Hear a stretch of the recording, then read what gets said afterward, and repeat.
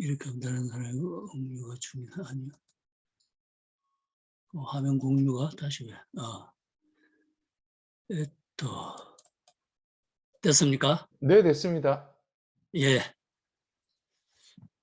자, 방금 소개받은 최광입니다.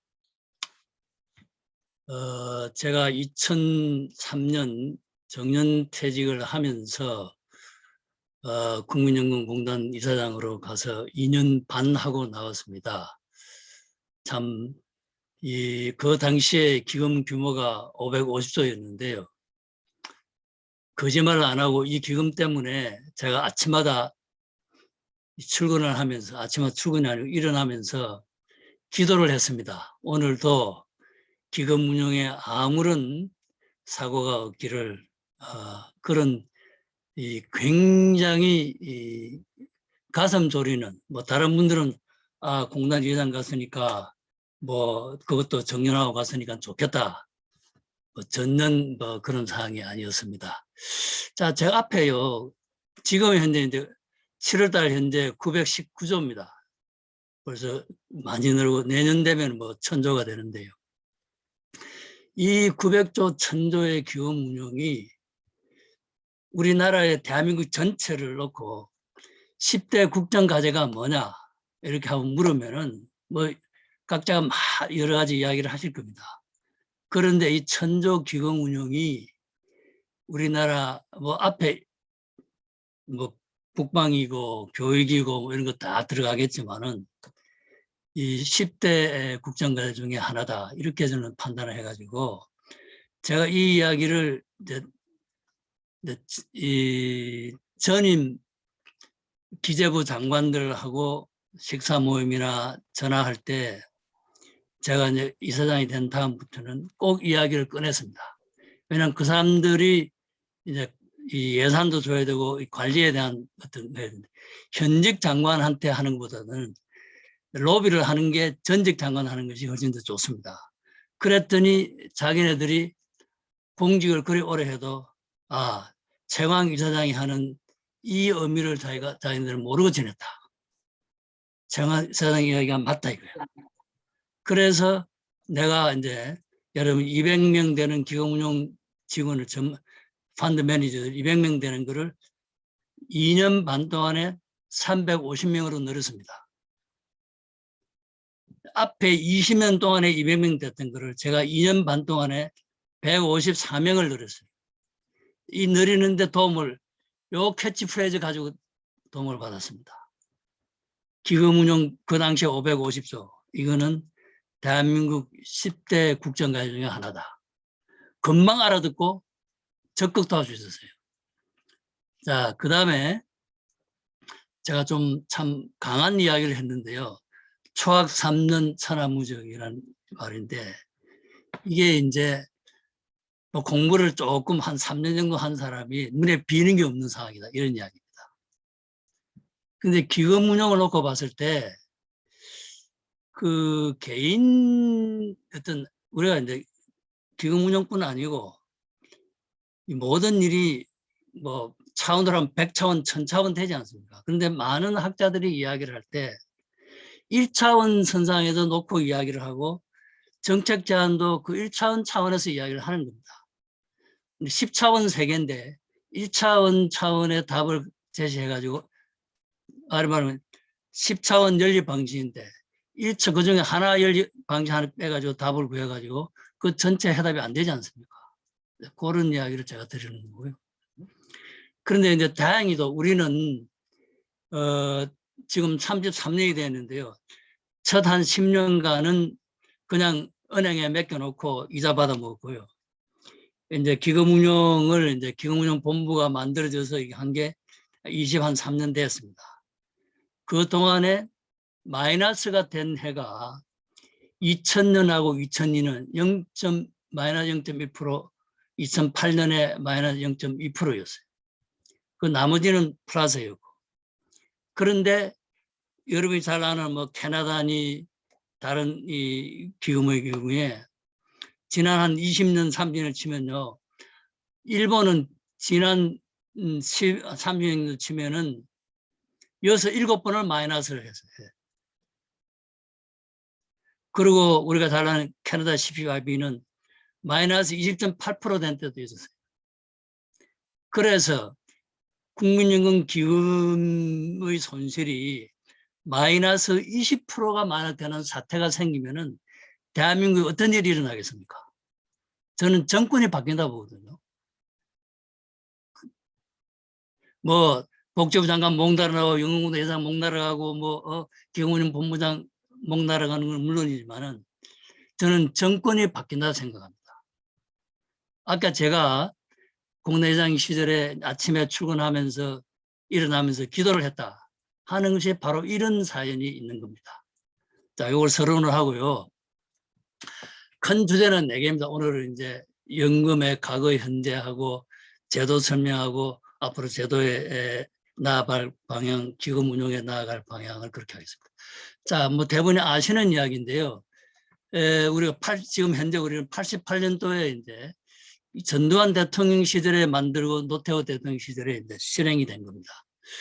그리고 33년의 짧은 역사에도 가입자가 2,200만 명, 우리 인구가 5,180만 명입니다. 2,200만이고 수급자가 550만 명인데요. 제가 지금 해당 연령층에 몇 프로인지를 제가 계산을 못 해봤는데 일단은 평균 급여액이 54만 원입니다. 여러분 54만 원, 이거 뭐 진짜 이게 작은 돈인데 이거 가지고 어떻게 먹고 사는데 시골에 가면 노인분들이 두 분이 다 가입을 했거든요. 제가 이사장 할 시절은 한 30몇만 원밖에 안 했는데 그 30몇만 원 받는 거를 자기들한테 이야기 안 합니다. 그거 가지고요 아주 행복하게 사시는 어르신들이 굉장히 많습니다. 이게 이제 수급자가 뭐 지금 550만인데요. 700만 8명 가면은요. 이제 지금 많은 이제 노인 빈곤 문제 이런 것들도 노인 빈곤율이 OECD 뭐 제일 높다 하는 것도 이제 이 제도가 지금 정착이 안 돼서 그런 거거든요. 그렇습니다.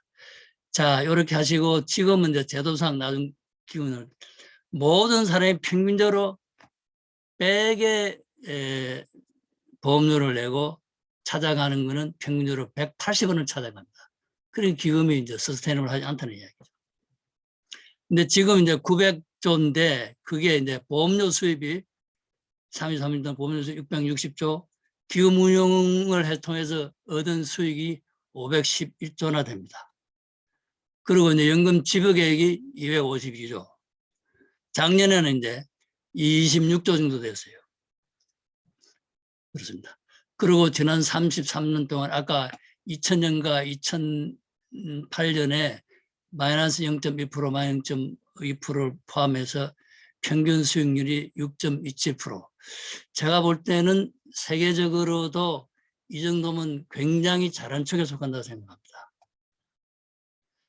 자, 이제 국민연금공단에 대해서 여러분들이, 그리고 아까 이름이 제 그 속에 국민연금관리공단은 관리공단이 아니고 국민연금공단이다. 맨 처음 출발할 때는 국민연금관리공단이었는데 지금은 국민연금공단이라 그럽니다.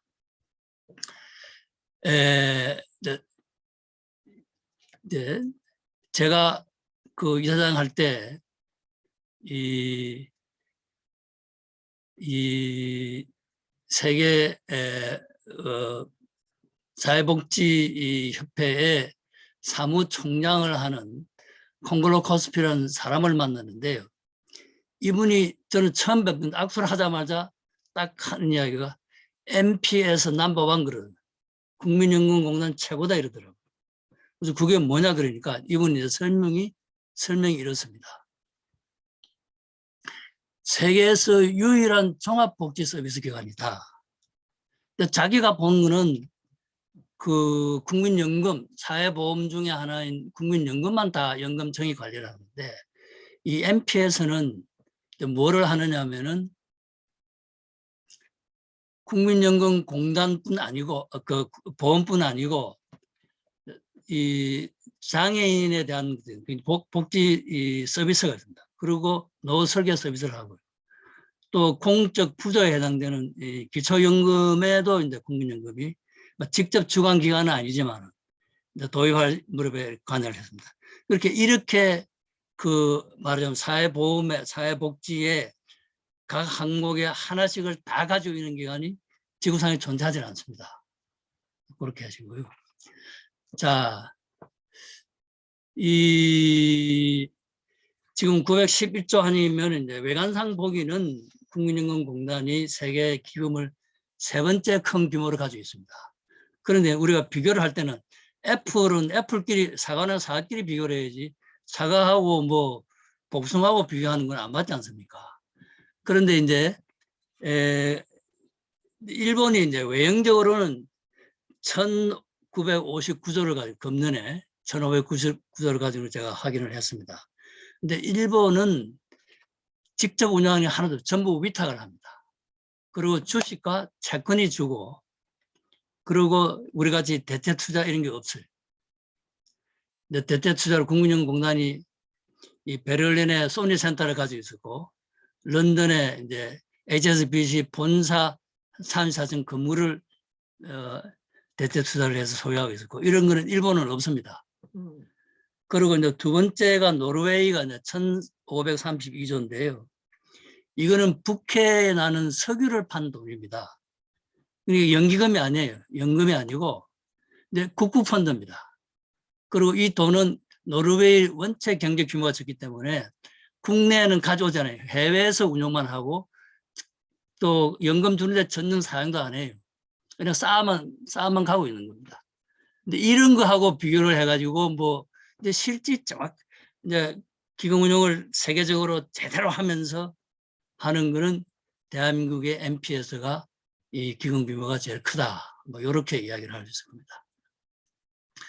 자, 이제 우리가 앞으로 이제 이제 국민연금인데 크게 제도 운영이 있고, 국민연금공단은 제도 운영을 하고 기금 운영을 하는데요.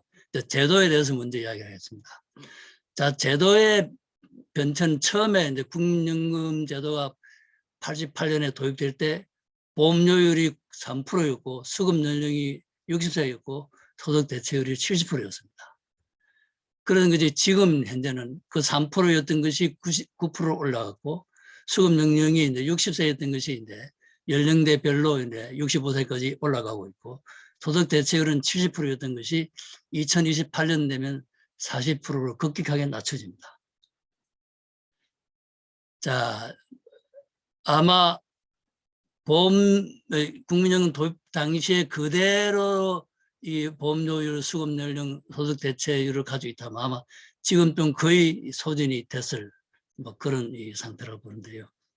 어쨌든 자, 보험료율은 3%, 6%, 9%를 이렇게 갖고 61세, 60세 출발해서 뭐 이제 69년 이후에 태어난 사람이 65세 연금을 수령하도록 그렇게 되어 있습니다.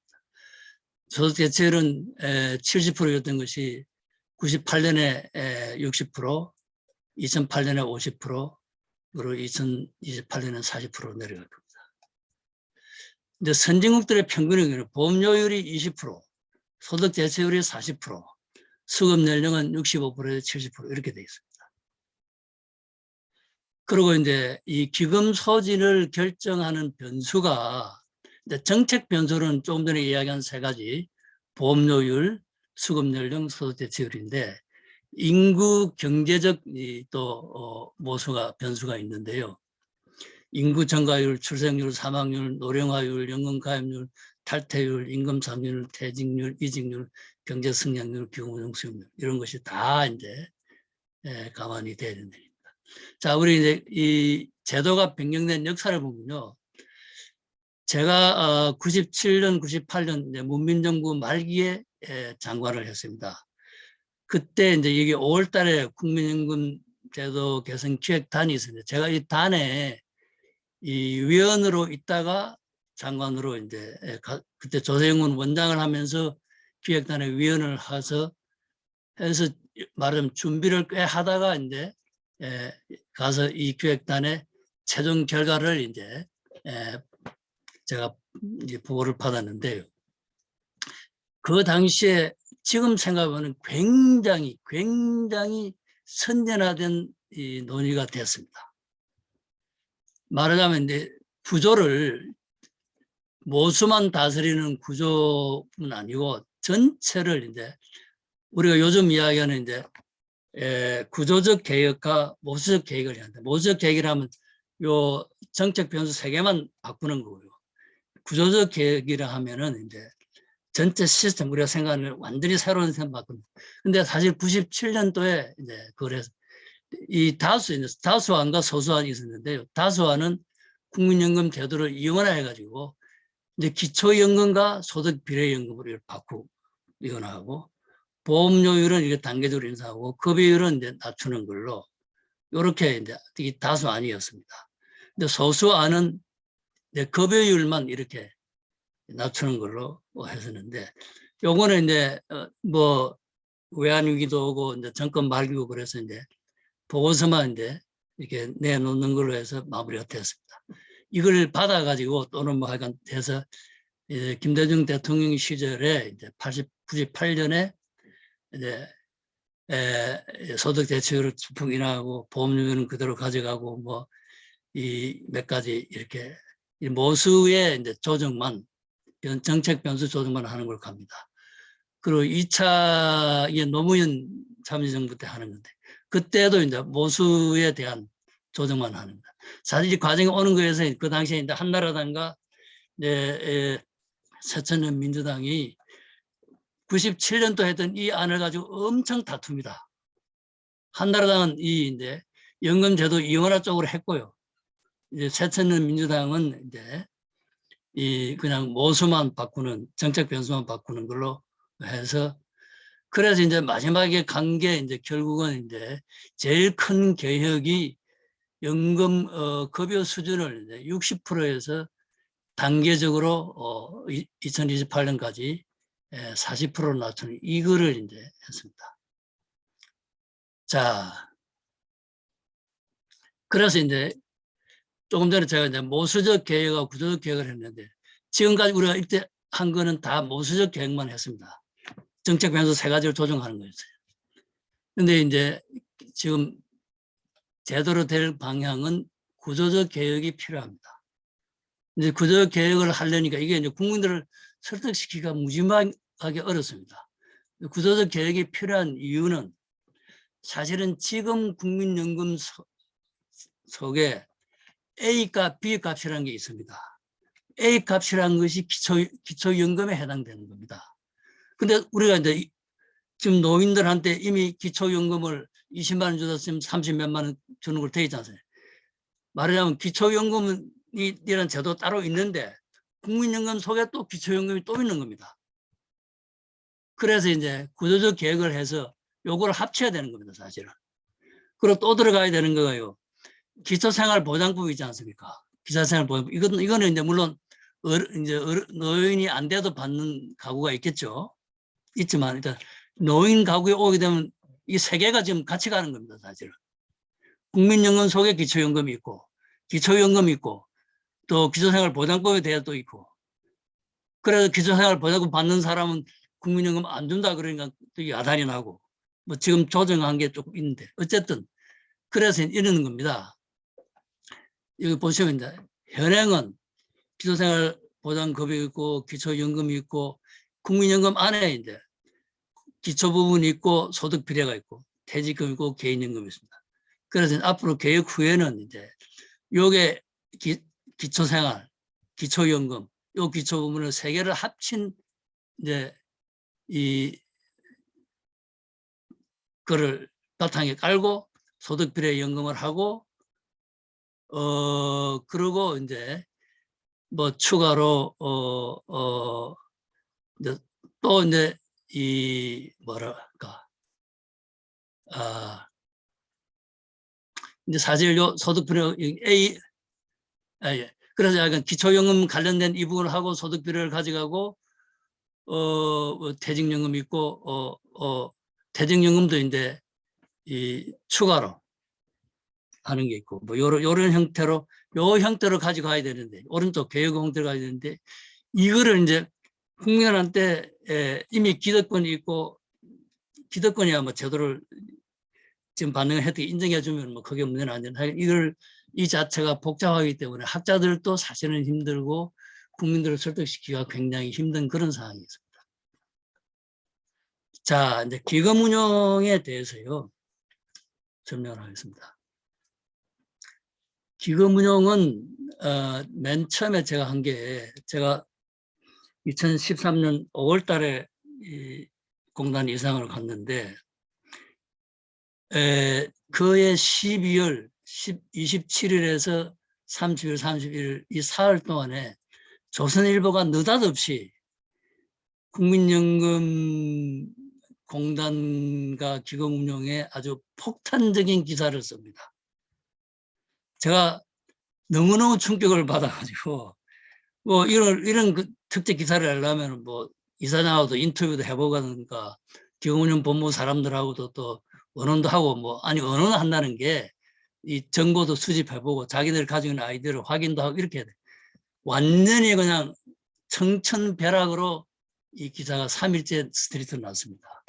그러면서 이제 제가 아주 긴 이야기 있는데 짧게만 제가 하면 기사에 이제 소위 미다시로 뽑힌 게 이런 겁니다. 국민연금 수익 연 1% 높이면은 뭐 어떻게 된다. 세계 꼴찌다. 그리고 전문성이 부족하다. 외부에서 과도한 개입과 간섭을 한다. 캐나다는 알리바바에 투자해서 사조를 부르는데 국민연금공단은 소니센터와 런던 HSBC 본사관에 해가지고요. 두 개 합치면 그 사조 더 벌었어요. 그렇고 뭐 채권에 뭐 투자만 많이 돼 있고 뭐 주식은 별로 안 한다. 아니 본래 100% 채권에만 출발한 겁니다, 사실. 그거가 이제 해외는 하나도 없었고, 근데 그러던 것이 제가 있을 때 이제 요렇게 이제 60% 정도를 내려왔고요. 이제 국내 해외 전혀 없던 것이 해외 20% 갖고, 그게 이제 지금은 아마 이 채권이 반이 안 될지도 몰라요. 그리고 이제 국내도 70% 80%였더니 70% 내려왔을 겁니다. 그러면서 하는 거가 이제 미국이나 일본보다는 캐나다 모형으로 가야 된다 이렇게 이야기를 합니다. 그리고 이제 기금운용위원회 이제 전문가는 딱 한 사람밖에 없었다. 뭐 요 지적은 맞아요. 근데 3년마다 3년 새 이제 25%가 이직을 했다. 이 국민연금의 연수익률만 집착하고 장기 전략이 없다. 뭐 이렇게 했고요. 요 기사를 나오면 전문가들의 이제 이름을 빌려가지고 이제 교수들이 이제 이런 이야기를 합니다. 기금운용의 전문성과 기금운용본부의 독립성 확보가 시급하다. 그리고 이제 기금운용본부가 자기네들 예산을 다 수립하고 집행을 할 수 있어야 된다. 그리고 최고의 CIO를 모셔봐야 된다.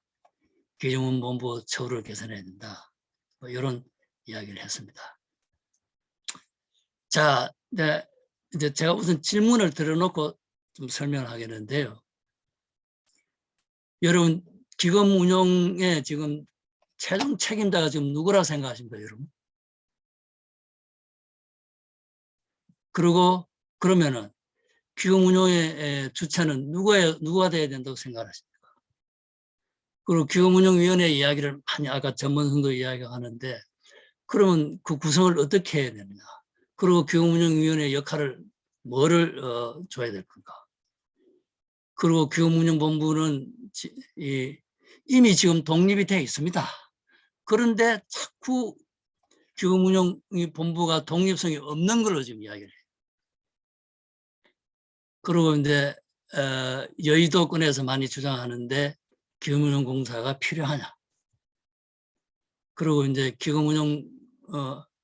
기금운용공사가 되면 또 이야기 다르지만 지금 현재 기금운용본부를 하면은 그 조직과 인력을 어떻게 해야 된다? 최근에 이제 들어온 서지 코드가 어떠한 재앙을 초래하고 있느냐 하는 이야기입니다. 자, 아까 이제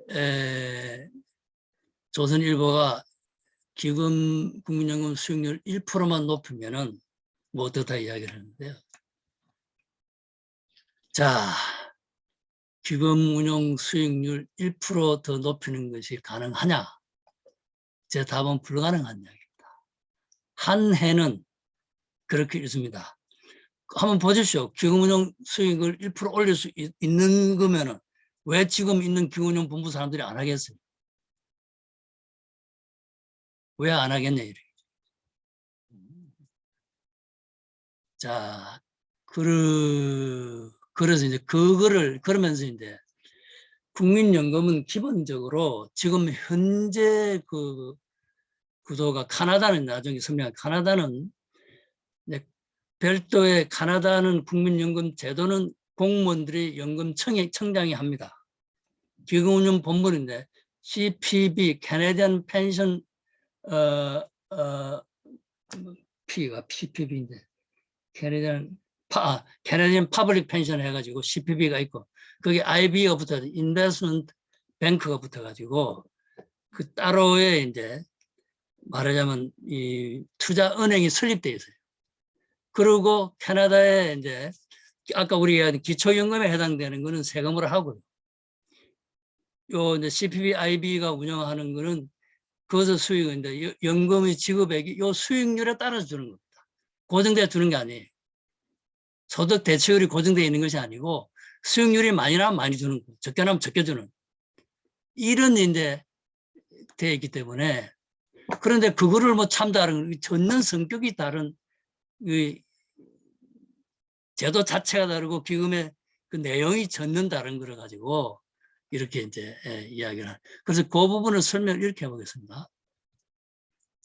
자, 현재 리스크 안정성 이야기고 여기 수익률인데요. 지금 이제 요 정도 리스크를 지면은 수익이 6%입니다. 6.5%입니다. 1%를 더 올리면은 리스크가 이렇게 확대돼야 됩니다. 그러면 보십시오. 지금 요 그림상으로 보더라도 리스크가 여기 100이었다 그러면 1% 수익을 올리면 리스크가 250이 되지 않습니까? 이런 걸 알고 이야기를 해야 돼요. 근데 이 리스크를 하니까 이제 아까 CPP, IB 같은 거는 2008년에 마이너스 20.8% 됐어요. 이 리스크를 지는 거죠. 요 1%, 요 올리는 거, 요 올리는 거 해서 이제 그 자유가 주어져 있고, 그걸 하기엔 그만큼 리스크가 져서 이 수익률이 높은 수익률을 가고 리스크가 없으면 그 말은 맞는데, 그 리스크를 안고 높은 수익률로 가면은 이제 마이너스 20%한 해의 수익률이 나오는 것도 각오를 해야 된다. 근데 그거는 우리 환경에서는 절대로 그게 있을 수 없는 겁니다. 자, 그 부분을 조금 더 설명을 하면요. 자, 이 국민연금법에도 나와 있는데 기금 운용의 5대 원칙이 안정성, 수익성, 독립성, 공공성, 이성입니다. 우리나라의 경우는 안정성이 맨 앞에 와 있습니다. 안정성을 하면서 수익성을 추구하는 겁니다. 안정성을 뭐 무시하는 건 없겠죠. 그러나 이제 이 컨플릭이 항상 안정성을 하면서 최고의 수익률을 추구하는 거지 수익률을 우선시 하다가는 큰 코가 다친다 이런 이야기입니다. 근데 독립성은 지금 현재는 이 복지부가 관리를 하고 있기 때문에 복지부는 감독만 해야 됩니다. 지금 기금 운용에 직접 발을 들여놓고 있다 이 말입니다. 근데 그래서 독립성이 없습니다 지금. 이번에 이제 이 스튜어십 들어오면서 이제 그 독립성이 더 크게 훼손이 됐습니다.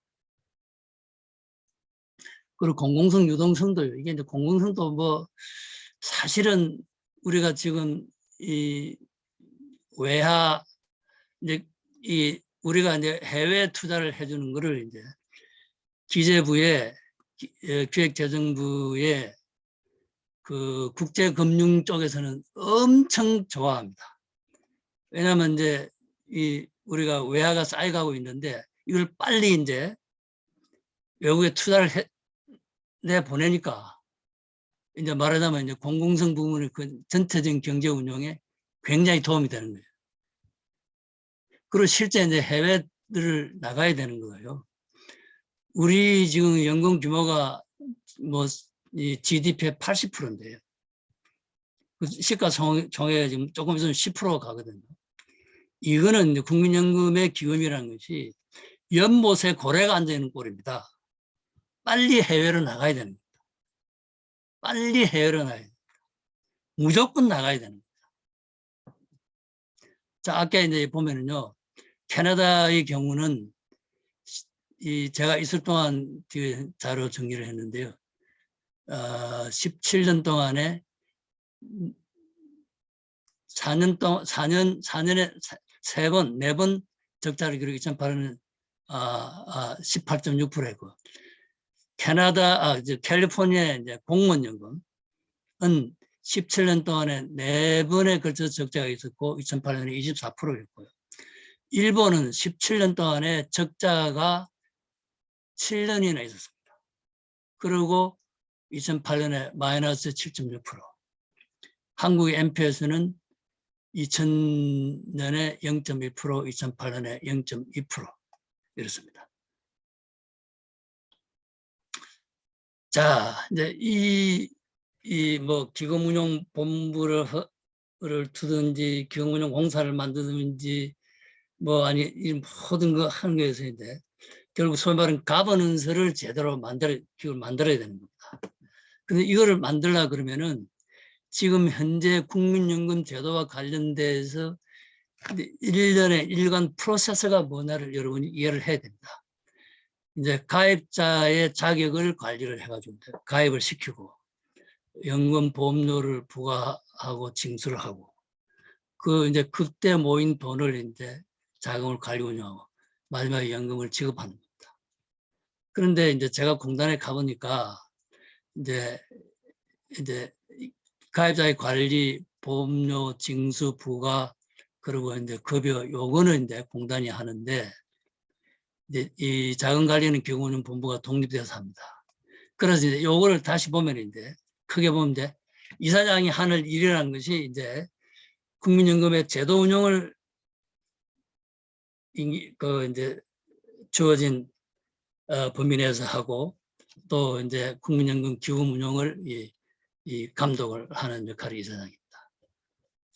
근데 현재는 복지부가 어떻게 발을 들여놓겠느냐 하면은 이제 이 관리 기구가 두 가지인데요. 하나는 소위 최고 의상 결정 기구에서 국민연금 심의위원회라는 게 있습니다. 여기서는 이제 국민연금의 제도 운영에 관련된 모든 것, 기금 운영의 모든 것을 다 이제 공단에서 보고를 합니다. 하는데 이 위원회 위원장은 복지부 차관입니다. 근데 기금 관리와 관련해서는 기금운용위원회가 있는데 이거는 이 복지부 장관이 위원장입니다. 근데 보다 상위가 아니면 총괄적인 이 관리기구는 국민연금 심의위원회인데 복지부 차관이 있고 물론 뭐 기금운용이 더 중요하다 뭐 이런 의미가 있었는지는 모르지만 저는 이 부분을 이해를 못하는 어쨌든 이거는 복지부 장관이 위원장입니다.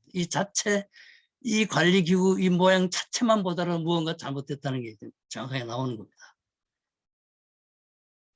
자, 이제 국민연금 공단을 놓고 보면요.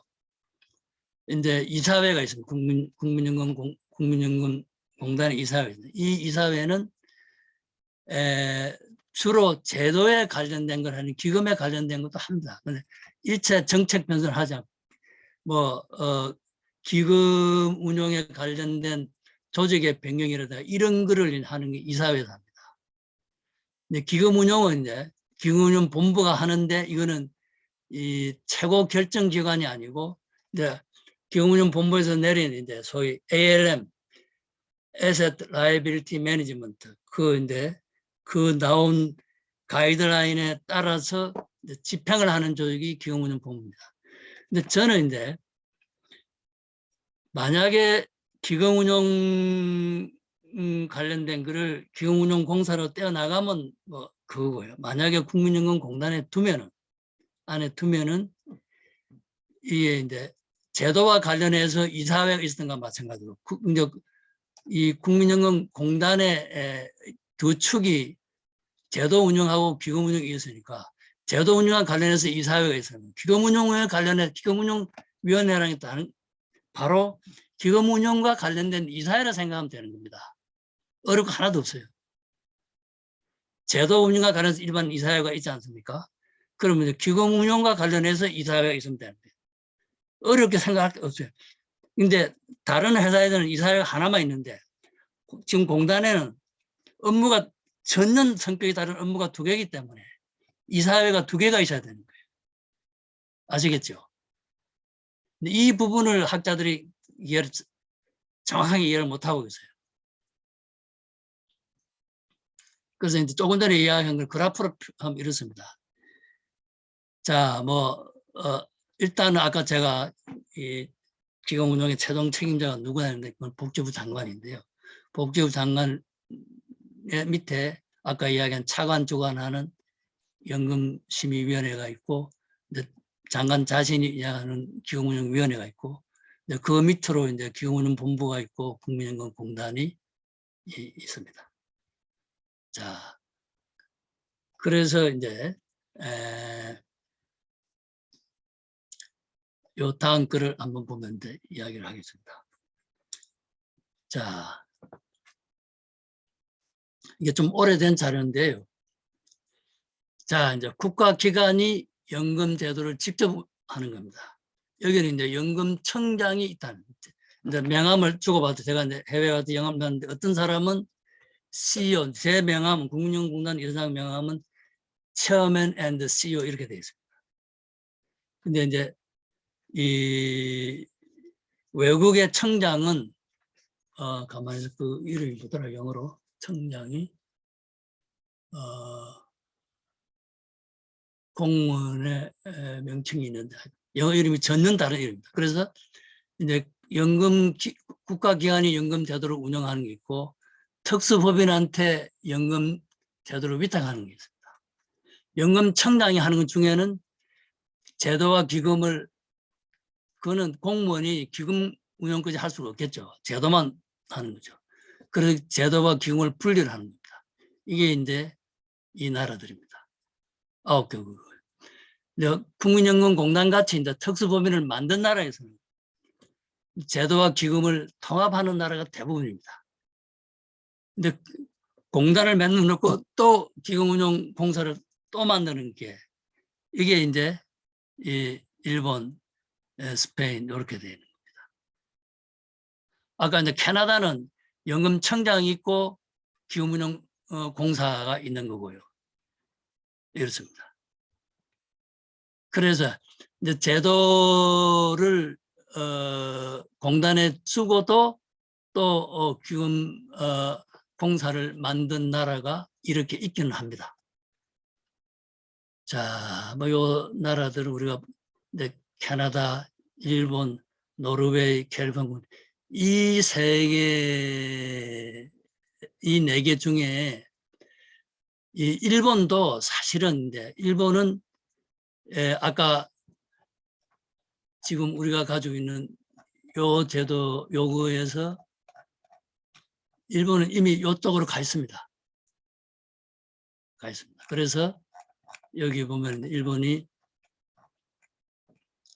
많이 이제 언론에 많이 되는데 그렇게 놓고 보면 여기 있는 거는 우리나라의 연금 국민연금과 국민연금 제도와 기금 운용을 같이 해가지고 비교 대상이 되지 않는 이 연금이나 구급펀드입니다. 근데 대부분의 학자들이 기금 운용 수익률 비교할 때 다 이 나라를 다 넣어가지고 비교를 해요. 근데 그건 아까 이야기한 대로 사과하고 복숭아하고 비교를 하면 안 되죠. 사과는 사과끼리 내가 가진 사과, A가 가진 사과, B가 가진 사과 비교를 해야지 A가 가진 복숭아와 B가 가진 사과를 비교를 해서는 안 될 거 아니겠습니까? 자, 그래서 이제 요 제도와 기금을 놓고 제가 앞으로 한 15분 정도부터 하겠습니다. 놓고 제 주장을 이제 호소문으로 이렇게 제가 하고 설명을 하겠습니다. 자, 이제 호소, 순서는 뭐 그리 중요하지 않지만 하여간 기금이 고갈된다고 하여 국민에게 겁을 주거나 제도의 근본을 흔드는 악의적 주장이나 보도를 안 해줬으면 좋겠다. 이런 보도가 나가면 우선 젊은이들이 전부 연금, 제도 자체를 흔들면 안 되는 거 아닙니까? 근데 뜻은 알겠지만, 그러나 이게 이제 일반은 전달이 될 때는 이 젊은이들하고 공포감을 갖게 합니다. 그거는 책임 있는 저는 이 주장이 아니라고 생각합니다. 그리고 이제 또 문제는 뭐냐면, 그리고 오시는 되면 고갈이 된다고 하죠. 지금 제도를 가져가더라도. 다른 어느 나라도요, 이제 1880년대 이 독일이 도입했으니까 지금 이 130년이 된 겁니다. 독일도 그런 선진국들로 다 할 때 30년, 40년 가서 모수를 조정했습니다. 우리는 1998년에 했으니까 10년 만에 모수 조정한 거거든요. 굉장히 빨리 한 겁니다. 2007년에도 했고, 그리고 50년이면 이게 모수를 조정해서 개혁을 하든 구조적인 개혁은 앞으로 뭐냐, 50년 안에 고갈이 되는 거죠. 우리가 제도를 바꿀 그 어떤 이 시간적 여유가 2, 30년이 있다는 이야기입니다. 우리가 내일이라도 이 서스테이너블 제도를 고치면 되는 건데 그걸 안 하고 자꾸 이게 고갈이 돼서 이 문제가 있다고 이렇게 국민들을 하면, 그러면 이제 가입자들도 현장에 지사에 내가 100 돼 있을 때 이제 공단에 지사가 107개였습니다. 107 지사를 제가 다 방문을 했어요. 모든 직원을 악수를 다 했습니다. 근데 이런 게 이제 기사가 나면요, 공단이 한 달 정도는 그냥 그 원성으로 해가지고 일을 못 합니다.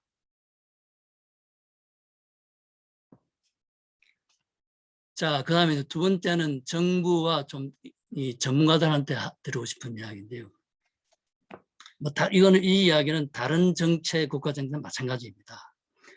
나만 보지 말고 숲도 보면서 이야기를 해야 되고, 또 복지만 보지 말고 경제도 보면서 해야 되는 거고, 또 우리 인류가 어떤 이 삶을 지내왔는 이런 것도 좀 반출하고, 인간의 본성에 관한, 그리고 인류의 지식과 지혜를 통달하면서 제도를 구축을 잘 해가지고 그 제안도 하고 정부가 국민을 설득시키는, 아니 수차원의 세계에 사는데 1차원 방정식을 풀어가지고 이게 답이라고 내놓고 이렇게 하면은 그 답이 그 1차원 차원엔 정답이지만 10차원 차원에 가면 전혀 기능을 안 한다 이 말입니다. 근데 학자들도 외국에 무슨 제도 하나 들어오면은, 아니 뭐 이 빈곤은 지금 EITC라는 제도하고 뭐 기초생활보장법 이런 것, EITC는 제가 조사하면 지금 전 세계 8개 나라밖에 도입 안 됐어요. 우리나라 포함해서. EITC도 본래는 알라스카에서 그 석유 난 걸 팔아가지고 국민들한테 세금 안 걷고 EITC 했어요. 그리고 EITC를 하려면은 다른 많은 제도들이 없어져야 되는 겁니다. 우리가 오늘 기초연금, 뭐 기초소득, 기본소득 하다 그러는데, 그러면은 뭐 어머니 소득 세대 나와준 시절 마찬가지로 지금 가지고 있는 개별 복지 제도를 다 없애야 되는데 지금은 다 그대로 놔놓고 또 기본소득세 가자는 거 아닙니까? 이 학자들이 이렇게 하면 안 되죠. 근데 대부분이 이제 그러면 이제 자기가 기본소득세를 내놓으면은 이제 뭐 나는 다른 거 이대로 두고 하자만 다른 게 없어야 된다고 생각하는 건 구체적으로 뭐를 없앨까는 동시에 내놔야 이야기 되는 거 아니겠어요? 그렇게 하는 학자들을 내가 거의 보지를 못했어요. 자,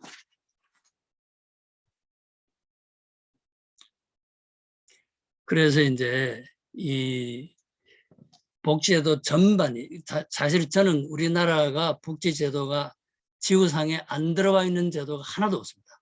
대한민국은 모든 복지제도의 박람회장입니다. 서로 이제 이게 돈은 돈대로 상충되는 것도 있고 몇 배 겹으로 두 겹, 세 겹으로 들어가 이래가지고 지금 그러면서 이제 아직 제도가 정착이 안 되고 아니 진짜 다 정착이 됩니다. 큰일 날 일인데 정착이 초기 단계이기 때문에 이 제도들이 얼마나 충돌하고 얼마나 그런지 지금 인식을 못하고 있어요. 그 못하는 거를 뭐 일반 국민들이 못하고 국민연금 가입자가 못하는 게 이해가 되는데 이 학자들도 그러고 있습니다. 죄송한 이야기죠. 자, 세 번째 호소문은요. 국민연금 제도 운영과 기금 운영과 아까 두 가지 관련해 정부는 관리를 하려고 하지 말고 감독을 해라 제발. 제발 심판만 하지 들어와서 선수로 뛰지 마라. 지금 정부가 선수로 뛰고 있는 겁니다. 이거 굉장히 잘못된 거죠. 자, 제도 운영을 놓고 국민연금공단에 맡겼단 말입니다. 공무원들 아무도 개입 안 해요. 잘하고 있지 않습니까? 잘하고 있어요. 저도 기금운영도 그게 뭐 국민연금공단의 기금운영본부에 주던 기금운영공사를 설립하는 거네. 정부는 이제 그 아까 그 차관 주관에 국민연금심의위원회가 있습니다. 이거를 이제 제도로 만들어 가지고 장관이 주관하고 그리고 이제 복지부의 연금정책국에 제도 운영과 하나, 국민연금 제도과 하나 하고 국민연금 기금 운영과를 제도로 만들어 거기에 또 전문가도 포함해가지고 거기에서 보고를 이 감독 차원에서 보고를 다 받아가지고 기금운영, 국민연금 심의에서 장관이 해서 전체로 제도와 기금운영을 감독을 하는 그런 시스템으로 가버넌스가 가야 된다 이렇게 생각합니다.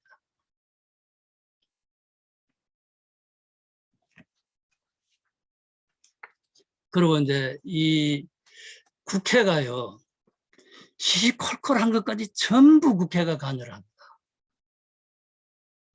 참으로 기가 찰 일입니다. 그 비밀 회의도 와서 자기네들 이제 자료를 못 내면 자기 와서 보고 와서 자기 눈으로 보고 가서 다 신문에 다는 아니지만 신문에 그냥 내보내는 게 많습니다. 아니 세계적인 유수의 이제 투자은행 JP 모건도 있고 뭐 블랙락도 되고 다 이런 회사들이 어디에 그런 회사 기금운영 기밀을 밖으로 나갑니까? 그래서 국회는 복지부에 질문을 해서 뭐 필요한 자료를 받아가지고 공단 제도 운영이든 간에 기금이든 간에 관여하지 마라. 특히 기금 운영에 관해서는 국회는 일체 못하게 하는 그런 이 조치가 취해져야 된다고 저는 생각합니다. 뭐 그럴 겁니다. 뭐 국민이 대변인인데 뭐 그걸 안 하는 아니 그거는 아니 그렇다고 해가지고 아니 기금 운영에 개별적인 거 또 개별적인 아니 예를 들면 이런 겁니다. 일본 전범 기업들한테 국민연금공단이 왜 투자를 하냐. 그거를 우리가 일본 하나하나 그 기업들 중에 하나하나를 골라가지고 우리가 투자를 하면 그 말을 할 수도 있을 겁니다. 그런데 우리가 위탁을 준다든가 우리가 하던 패키지가 있거든요. 그 속에 이제 그 속에 전문 기업이 몇 개 들어있는 겁니다.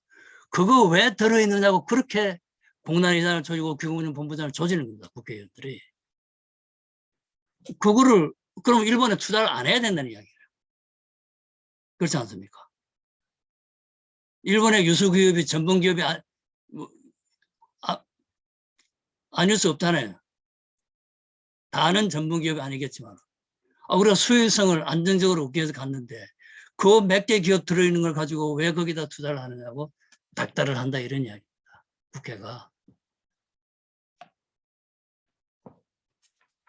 자, 그 다음에 네 번째 하소연은 기금 운용은 금융시장, 그것도 경쟁이 치열하게 짝이 없는 국제 금융시장에서의 자산 운용. 이제 기금운용 본부의 경쟁자는 뭐 우리나라의 뭐 그 유명한 자산 운용사들이나 뭐 이런 게 아니고 전 세계 글로벌 투자 은행들하고 경쟁입니다. 그러면은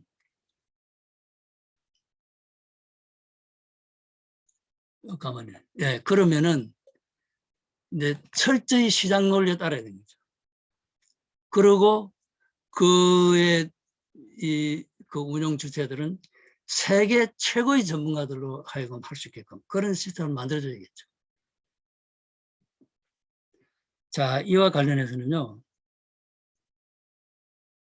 죄송합니다. 아니, 왜 4번이 빠져서 미안합니다. 독립성과 전문성이 담보되도록 근본적으로 바꿔라. 그 경우에 최종 책임자는 누구인지를 분명히 하십시오. 아까 제가 그 이야기했죠. 만약에 국민연금기금 운용을 했더니 한 해 20%의 손실이 났다. 그러면 어떤 일이 생겨야 될 거냐. 뭐 저는 결론 아까 뭐 장관이 날아가고 뭐 국민연금원 이상이 날아가고 뭐 기금운용 부문에 날아가고 저는 정권이 바뀐다 생각합니다. 정권이 바뀝니다. 그런데 현재 최종 책임자는 보건복지부 장관이 되어 있는데요. 장관은 1년에 기금운용과 관련해서 투입하는 시간이 딱 15시간입니다. 왜 15시냐? 1년에 기금운용위원회를 5번 내지 6번 운영합니다. 2시간 내지 3시간. 근데 이 중차단 책임자는 아니 JP 몰간의 이 책임자는 자기 24시간 우리 잘 아는 여러분 잭 디몬즈가 사람 있죠. 그 사람이거든요.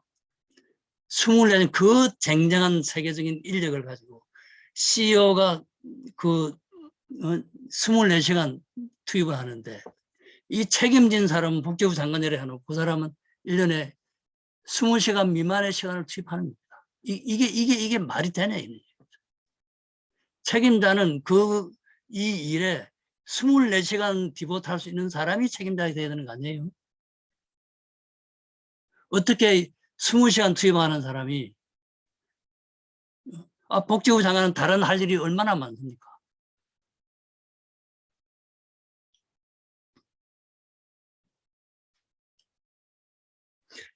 예, 이제 5번째 아까 말씀드렸는데요. 제가 이제 공단에 가서 있으면서 이제 가장 즐거운 시간이 언제냐면요. 국내에서는 해외에서는 간에 세계 유수 자산 운용사의 최고 경영자를 만나는 순간이 제일 즐겁습니다.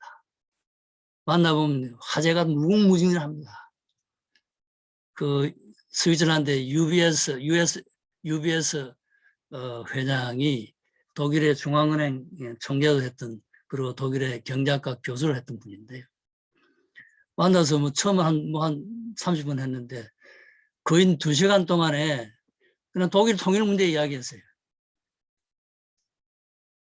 근데 이제 저는 이제 그렇지만 이제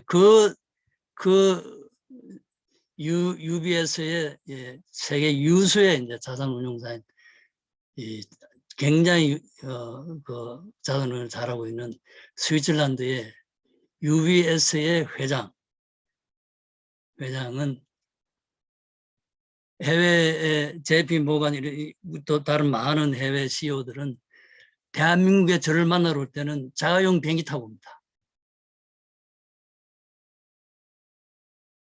이런 분들과 만나서 이제 그게 이제 그러려면 어떻게 됩니까? 내가 국민연금공단 회장을 한 10년 해야 돼요.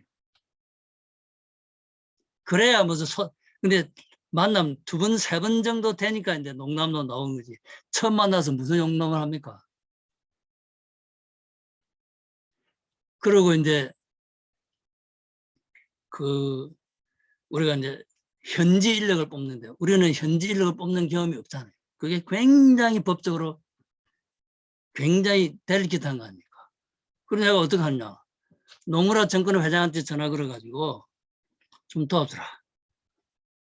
런던에 그때 사람을 뽑는데 우리 런던 지사장이 노무라 정권을 런던 지사에 갈 테니까 노무라 정권은 100년이 넘는 역사를 가지고 있지 않습니까? 그래서 이제 도움을 청합니다. 어쨌거나 간에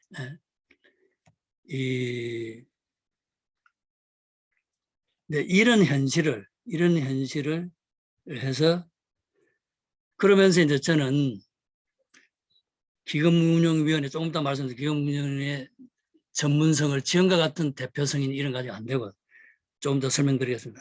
전문성을 강화해야 되고 기금운용본부가 이제 이게 천조가 됐거든요. 한 사람의 CIO가 이게 관리 못합니다.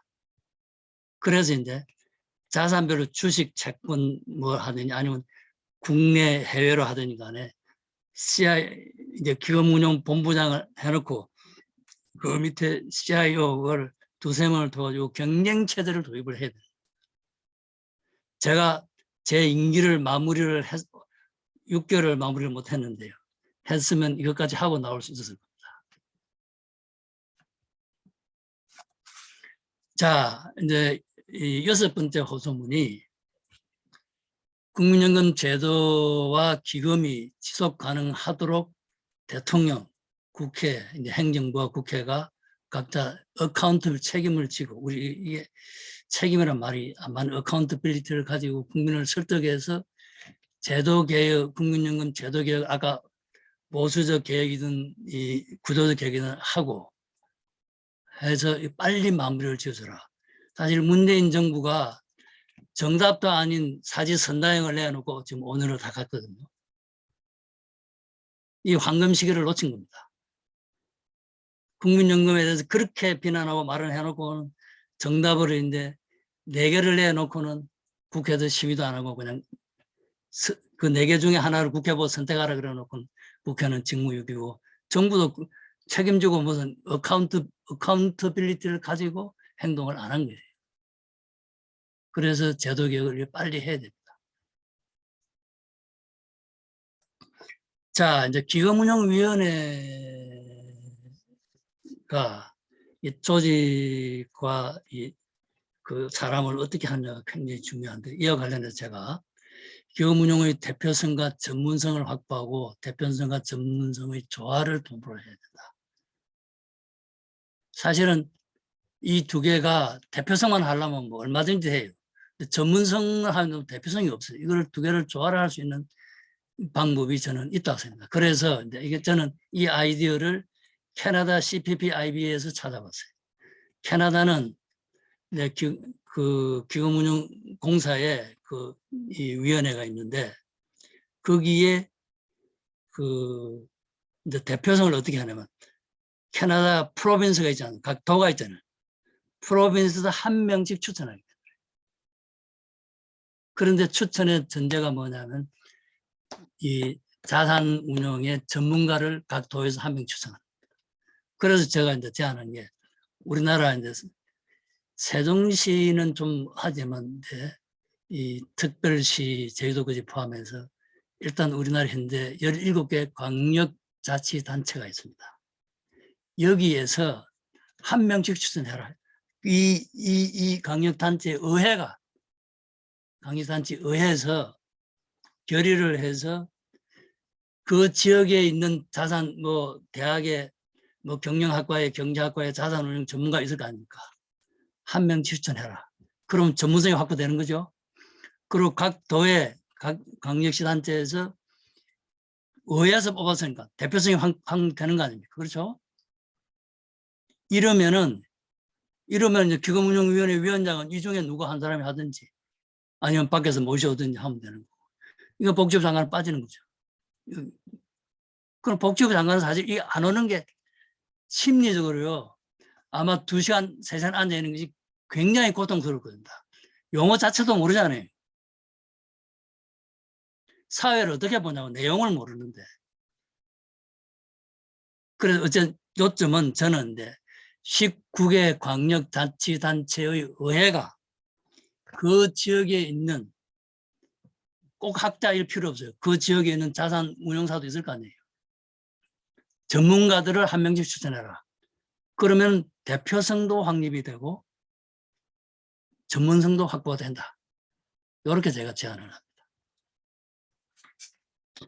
마지막 호소가 세계가 박수치는 세계 최고의 기금운용본부장 CIO를 Chief Investment Officer라 그러는데, 사실은 제가 공단을 이제 반년을 남겨놓고 정확하게 2년 반을 근무하고 반년을 나온 거가 본부장이 임기가 크게는 3년인데 2년이 지나면은 이제 평가를 해서 이제 좋으면은 1년을 더 하고 그렇게 돼 있어요. 근데 사실 그 CIO를 내가 뽑았는데, 내가 뭐 내가 데리고 있던 직원에 대해서 같이 일하던 사람에 대해서 이런 이야기는 내 나름대로는 바꾸는 게 좋겠다. 그리고 저는 이제 세계가 박수치는 CIO를 데려오고 싶었어요. 그래서 이제 연임을 2년하고 안 된다 그러니까 저는 박근혜 대통령이 그걸 알았다고 생각하는, 하여간 청와대 일부 사람들이 복지부에 압력을 넣어서 연임을 시켜라 이렇게 된 겁니다. 저는 그건 절대로 못한다. 그렇게 해서 이제 그 당시 아마 2015년 10월 달쯤 되면 뭐 제 기사가 제 얼굴을 여러분이 방송에서 봤을 텐데, 뭐 CIO고 기금운용공사를 놓고 뭐 의견이 다, 기금운용공사에 가는 거는 CIO도 말을 해서 안 되고 금융공사 이사장도 말하면 안 돼. 그거는 국회와 행정부가 하는 거거든요. 어쨌든 이제 그런 이제 했고 그래서 이제 저로서는 여기서 설명할 수 없는, 저는 뭐 절대로 자진사퇴 안 한다 그러는데 제가 임명권자가 대통령입니다. 임명장에 대통령 박근혜 이렇게 되어 있습니다. 그의 이제 개인에 대한 얘기보다 정치적인 상황에 제가 사퇴를 안 했을 때 야기될 수 있는 어떤 예상되는 문제가 있기 때문에 제가 제 개인의 명예를 위해서 이 국가의 어떤 위기를 가져오는 것은 좋지 않다 이렇게 해가지고 제가 자진 사퇴를 하고 나왔습니다. 어쨌든 그러면서요, 지금 CIO 기금운용 본부장의 연봉이 선거까지 하면 한 뭐 4억 되지 않나 싶습니다. 그런데 저는 50억, 100억 주고 데려오면 됩니다. 뭐 잘 아시겠지만 뭐 영국은 캐나다 사람 해서 중앙은행 총재도 데려왔고, 또 다른 나라도 요 기금 운영하느라고 외국 사람 데려간 데가 있어요. 그래서 우리도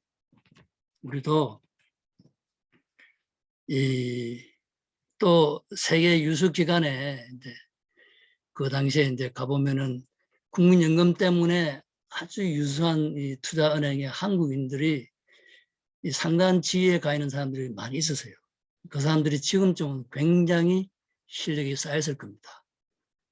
뭐 외국인이 안 되면은 그런 분이라도 모셔오는 것이, 그리고 제가 국민연금공단에 그대로 있다면 가서 인간적으로 호소를 하든지, 안 되면은 내가 줄 수 있는 게 최고 50억, 지금 5억도 안 되지만 50억 줄게만. 자기네들 500억 받아야 된다 그럴 겁니다. 그러나 50억 받고 좀 와서 봉사해 달라. 그러면은 아니 5억 주고도 지금 돌아가는데 50억을 왜 주냐 그랬지만, 아니 50억 100억 주고 1000억 더 벌면 남는 장사 아닙니까? 사고는 그렇게 해야 되는 겁니다. 이제 뭐냐면 이 CEO라는 자리는요, 이제 CIO를 이제 뽑아야 되는 책임이잖아요.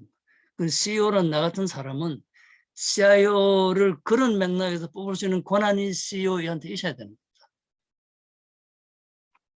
그리고 이제 제가 2년 만에 이제 제가 뽑았던 사람을 로를 해서 참으로 사실은 우리 모든 기관장이나 모든 이 민간 기업체도 이 이사가 임기가 3년이에요. 이게 지금 상법이 이래다가 지금 개판입니다, 진짜.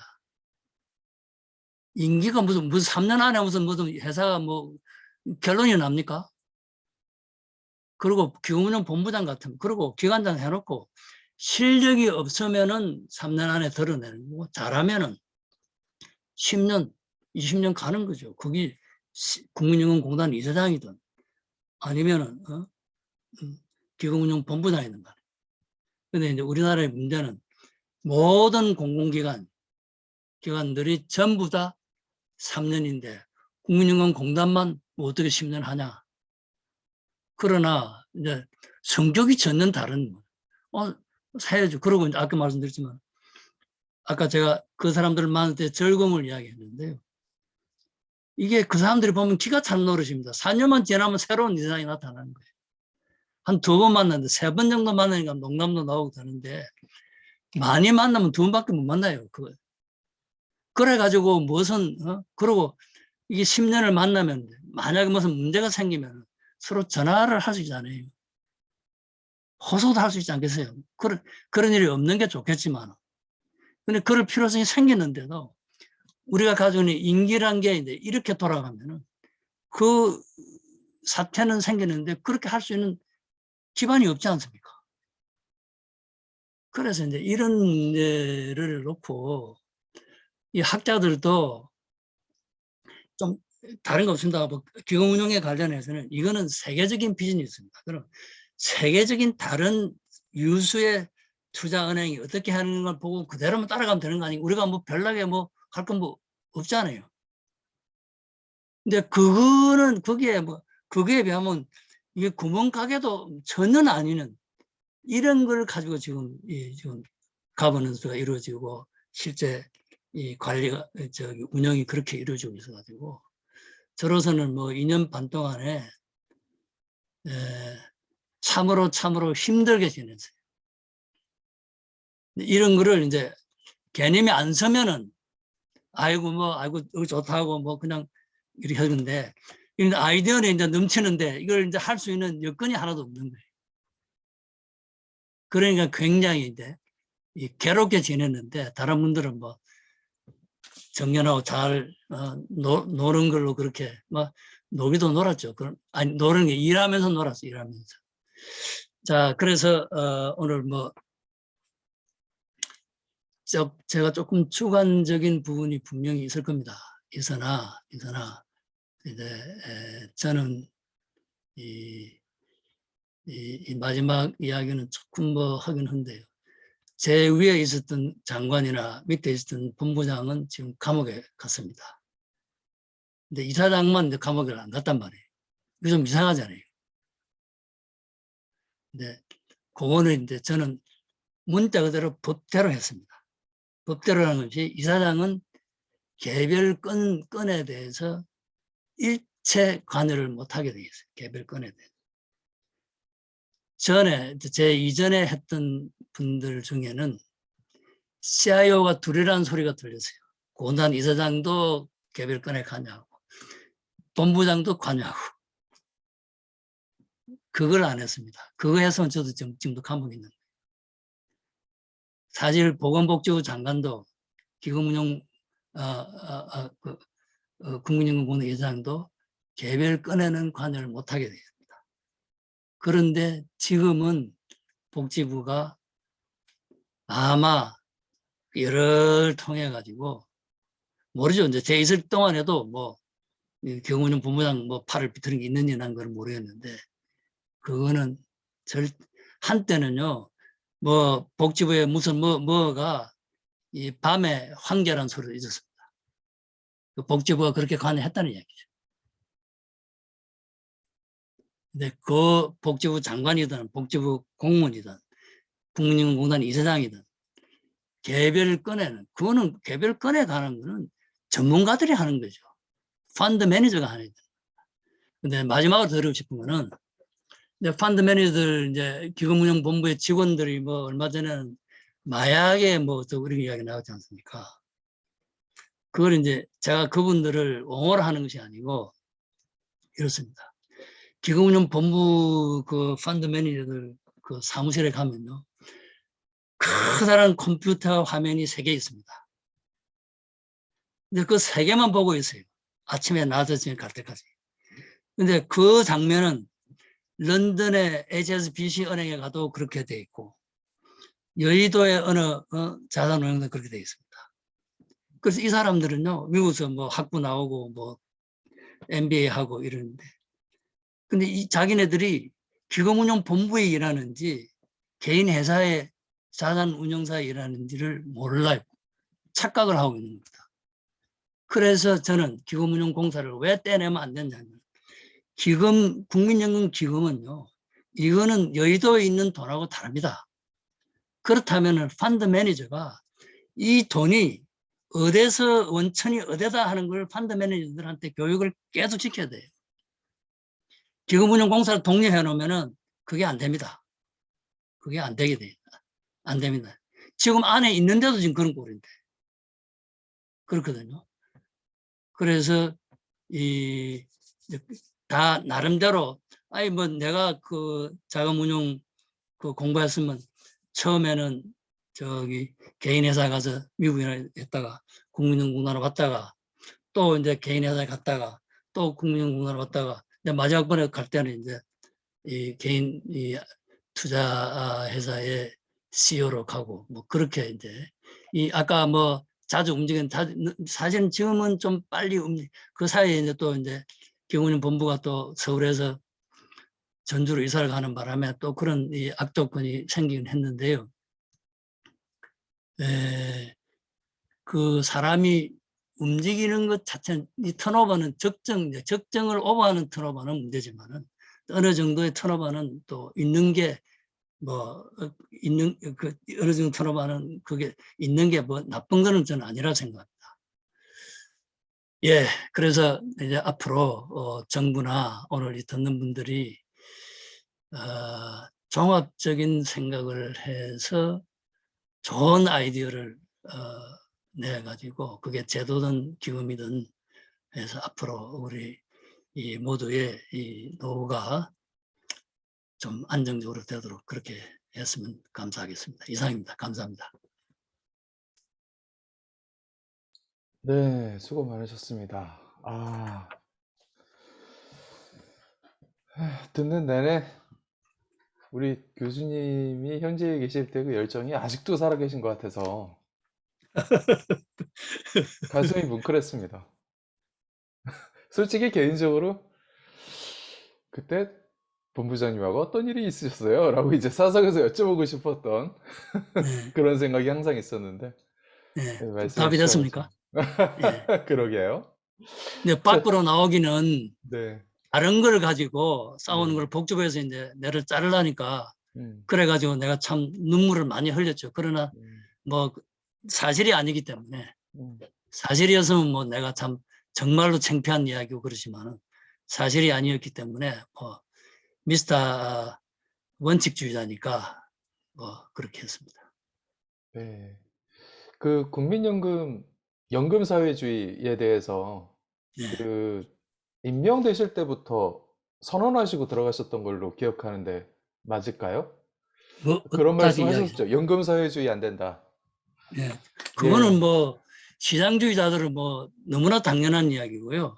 네. 근데 지금은 이 서지 코드가 들어와 가지고 그 지금은 그 서지 코드 들어가는 위원회가 이제 3개가 만들어졌는데 그 위원회는 이제 전부 이제 그렇고 그런 사람 시민운동하는 사람들이 다 들어갔습니다. 거기 앉아가지고 그 옛날에는 위원회에 상임이 없었어요. 상임이. 그 상임 자리가 9명 중에 3명 두 위원회 그리 들어가지고 그 친구들이 지금 기업운용본부에서 하는 그 전문가들의 그 의사결정을 많은 경우에 오버라이딩 하고 있을 겁니다. 진짜 걱정입니다. 그리고 스터디 코드는요, 어느 나라든지 간에 정부가 스터디 코드 하는 나라가 없어요. 스터디 코드는 민간, 이제, 예를 들면, 그 우리나라 한국투자금융협회가 우리나라 이제 자산운용사들 다 모임인 투자금융협회가 자기네들 스스로 회원들하고 합의를 해가지고 무슨 뭐 스토리지 코드를 만드는 거지, 정부가 이렇게 들어가서 강압적으로 만들고 그 운영에 공무원을 개입을 시키는, 이렇게 한 아마 지구상의 최악의 지금 연금 사회주의를 가지는, 나는 그렇게 생각을 합니다. 이거 법적으로 문제 없을까요? 이건 법 다 해서 법을 해서 했습니다. 아, 그 법을 이제 이게 이제 크게 보면은 아마 그 조항을 안 읽어봤는데 아마 법조문 자체 위법 뭐 사항이 나올 수도 있을 겁니다. 만약 이 기금운용본부의 전문가들의 그거를, 전문가 아닌 시민단체에 있던 사람들이 위원회에 들어서 전문가처럼 오버라이딩을 한다는 게 그게 말이 안 되지 않습니까? 저는 그런 걱정도 되더라고요. 국민연금 고갈에 대한 얘기가 나올 때마다 아까도 교수님께서 연못 안에 고래가 있다 이런 말씀 해주셨는데 이 예. 굉장히 많은 우리나라 기업들에 들어가 있잖아요, 투자가. 근데 지금 뭐 그게 빠져나가기 시작하면 주가에 미치는 영향도 굉장히 클 텐데.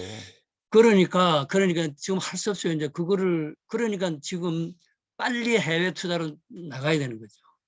국내 주식을 더 사지 말고 해외 투자로. 지금 이제 옛날에 우리가 이제 제가 있을 때 600조일 때 20%하고 1000조일 때 이 30%는 엄청 차이가 있지 않습니까? 많이 나갔죠, 굉장히. 규모상 굉장히 나가는, 아직도 지금 이제 저 60%, 70% 남아 있으니까 이걸 제가 보기에는 뭐 반 이상, 어쩌면 어느 시점이 될지 모르지만 해외가 80%, 국내가 2000조 되면 해외가 이제 국내가 20%만 돼도 400조 아닙니까? 그렇거든요. 네, 알겠습니다. 자, 이제 질문. 제가 궁금한 게 너무나도 많지만 사석에서 만나면 제가 질문 좀 많이 드리겠습니다, 교수님. 예. 자, 질문입니다. 해외에도 국민연금 같은 것을 기업에게 반을 부담시키는 나라가 있나요? 저 보험료 지금 4.5, 4.5% 하는 네, 이야기입니까? 맞습니다. 그거는 이제 사실은 법이 이제 일단은 대부분이 다 그렇게 갑니다. 가고 이제 연금도 다른 나라 보면은 뭐 농민연금도 있고 이런 나라도 뭐 이상한데, 이제 이거는 그 편의성의 원칙이라고 보시면 됩니다. 기본적으로는 법적으로 50%는 하지만 사실은 노동시장의 공급 곡선과 수요 곡선의 기울기에 따라서 그 비율이 달라지잖아요. 여기 이제 경제하시는 분은 금방 그 무슨, 그리고 법으로 실제로는 아마 근로자가 7이고 기업이 3일 수도 있고 그 반대일 수도 있어요. 그건 노동시장인데 이 수요 공급 우선이 기울기에 따라서 다른데, 요점은 이제 기업한테, 고용주한테 매기는 거는 사실은 그 이제 부담 두 가지, 하나는 부담 측면도 있고 다른 하나는 훨씬 그 사람 그 내는 사람의 숫자가 적지 않아요. 아까 2,200만 가입자 중에 가입자라 했는데 그 개인이었지만 그 이제 그 중에 삼성그룹 같으면은 이제 삼성전자 같으면 뭐 10,000명이다 하면은 10,000명 기업 고용주 부담은 한 곳에 나오는 거 아닙니까? 개인은 이제 그 4.5%를 10,000명이 각자 월급에서 떼지만 그런 걸로 이해를 해주시면 되겠습니다. 또 네. 다른 질문은? 제도를 고치면 되지 근본을 흔들어서는 안 된다고 하셨는데요. 인구 구조 등의 현실에 비춰볼 때, 그리고 특히 지금까지의 행태를 봐서 너무 이기적인 586 세대를 고려하면 그 이상의 세대들이 자신들이 빨고 있는 혹은 빨 꿀을 내려놓을 리가 있겠는가라고 하는 의문이 든다고 하셨습니다. 아니요, 저는 97년도에 다수안으로 나온 그게 구조적 계획안이었고, 지금 다른 나라가 대부분이 구조적으로 이렇게 계획을 해 갔습니다. 일본도, 우리는 지금 기초생활보장부 기초연금이 있고, 국민연금원에 기초연금이 있고, A 값이 있고, 또 B 값이 있고, 이렇게 소득 비례형이 있거든요. 그래서 이제 이거를 통합을 하면서 그래서 가도기적으로 뭐 나는 그런 경과 규정을 둬가지고 어느 누구도 손해는 안 가게 새로운 제도를 시행하면 제도 시행 이후부터 그 제도를 적용하는 거거든요. 과거로 소급해가지고 그 사람들은 내가 이때까지 국민연금 해서 지금 이 받고 있다 그러면은 이 사람들은 그대로 가는 거예요. 다른 대안이 없지 않습니까? 그리고 이제 이런 요율이 아니죠. 소득 대체율을 낮춘다 그럼 그거는 낮춰야겠죠. 그런 해서 그런데 이제 뭐 모수적인 그 세계 정책 변수만 조정을 예를 들면 이제 현재 보험료율이 9%인데 이걸 15%만 올리면은 앞으로 100년 동안 걱정 안 해야 돼요. 근데 선진국 평균이 20%거든요. 보험료율이 19%인데 우리가 지금 9%지 않습니까? 6%를 올리는 6%를 한 해 올리는 게 아니라 한 해 0.5%씩 해서 12년 걸쳐서 올리면 되거든요. 그런 식으로. 그리고 그거를 이제 아까 저 뭡니까 60년 소득 대출 60%였던 걸 50% 10%콱 납쓴다. 그 이제 그거를 저기 20년에 걸쳐서 0.2%씩 낮춰서 다시 40% 가는 그런 식으로 됐거든요. 지금 현 제도 그대로 유지 시 국민연금 고갈이 언제 될 거라고 보시나요? 지금의 추계도 4% 수익률 가정이라고 들었는데 이대로면 훨씬 빨리 고갈될 것이니 오히려 언론 등이 더 호들갑을 떨어서 국민들, 특히 젊은 사람들 정신을 반짝 차리게 해야 되지 않을까요? 40대가 제일 정신 못 차리는 것 같은데 40대가 제대로 국민연금 못 받는다고 난리치는 것이 훨씬 건강한 연금제도로 개선시키기 위해 더 효율적이지 않을까라고 하는 이야기가 있습니다. 뭐 근데 이제 제도라는 거는 기본으로 일단은 1점 평균 이 수익률이 1.8배인 이 제도는 서스테이너블 하지 않지 않습니까? 그리고 그것도 이제 이 저소득층은 뭐 4배, 5배를 받거든요. 그리고 이 어느 누구도 이 1배 이하를 아무리 그 한 사람도 뭐 1.2배를 받지 그 이하를 받는 사람이 없거든요. 그런데 이것도 사실은 좀 잘못된. 그래서 이런 이야기죠. 기초연금을 가지고 깔면은 이야기가 달라지잖아요. 기초연금은 세금을 가지고 아니면 뭐 보험료를 어떻게 해서 전체 중에 이제 일부분을 또 추가하고 세금하고 해가지고 그거는 모든 사람 똑같이 깔아준단 말이에요. 그게 40만 원에 50원 깔아주고 소득 비례형인데 운용엔 수익률 나오는 거 하고 이렇게 해서 여러 가지를 해서 또 보태고 뭐 이런 인데 앞으로 이제 모르긴 해도 이제 뭐 퇴직 있고 또 개인연금도 요즘은 이제 옛날에 하던데 요즘 뭐 주식 투자하는 식으로 개인연금도 이제 해야 돼. 그런데 이제 이게 참 한게요. 퇴직연금을 지금 그게 기금들이 꽤 쌓여 있을 겁니다. 근데 그거를 운영을 국민연금공단 보고 해줄 수 없느냐는 이야기를 간접적으로 국회의원들이 이야기를 했어요. 절대로 안 된다 그랬어요. 그거는 이 성격이 다르기 때문에 다른 기관을 꼭 필요하면 다른 기관을 만들어서 하십시오. 이거 같이 합쳐가지고는 그건 큰일 날 이야기입니다. 그래서 조금 옆으로 갔는데요.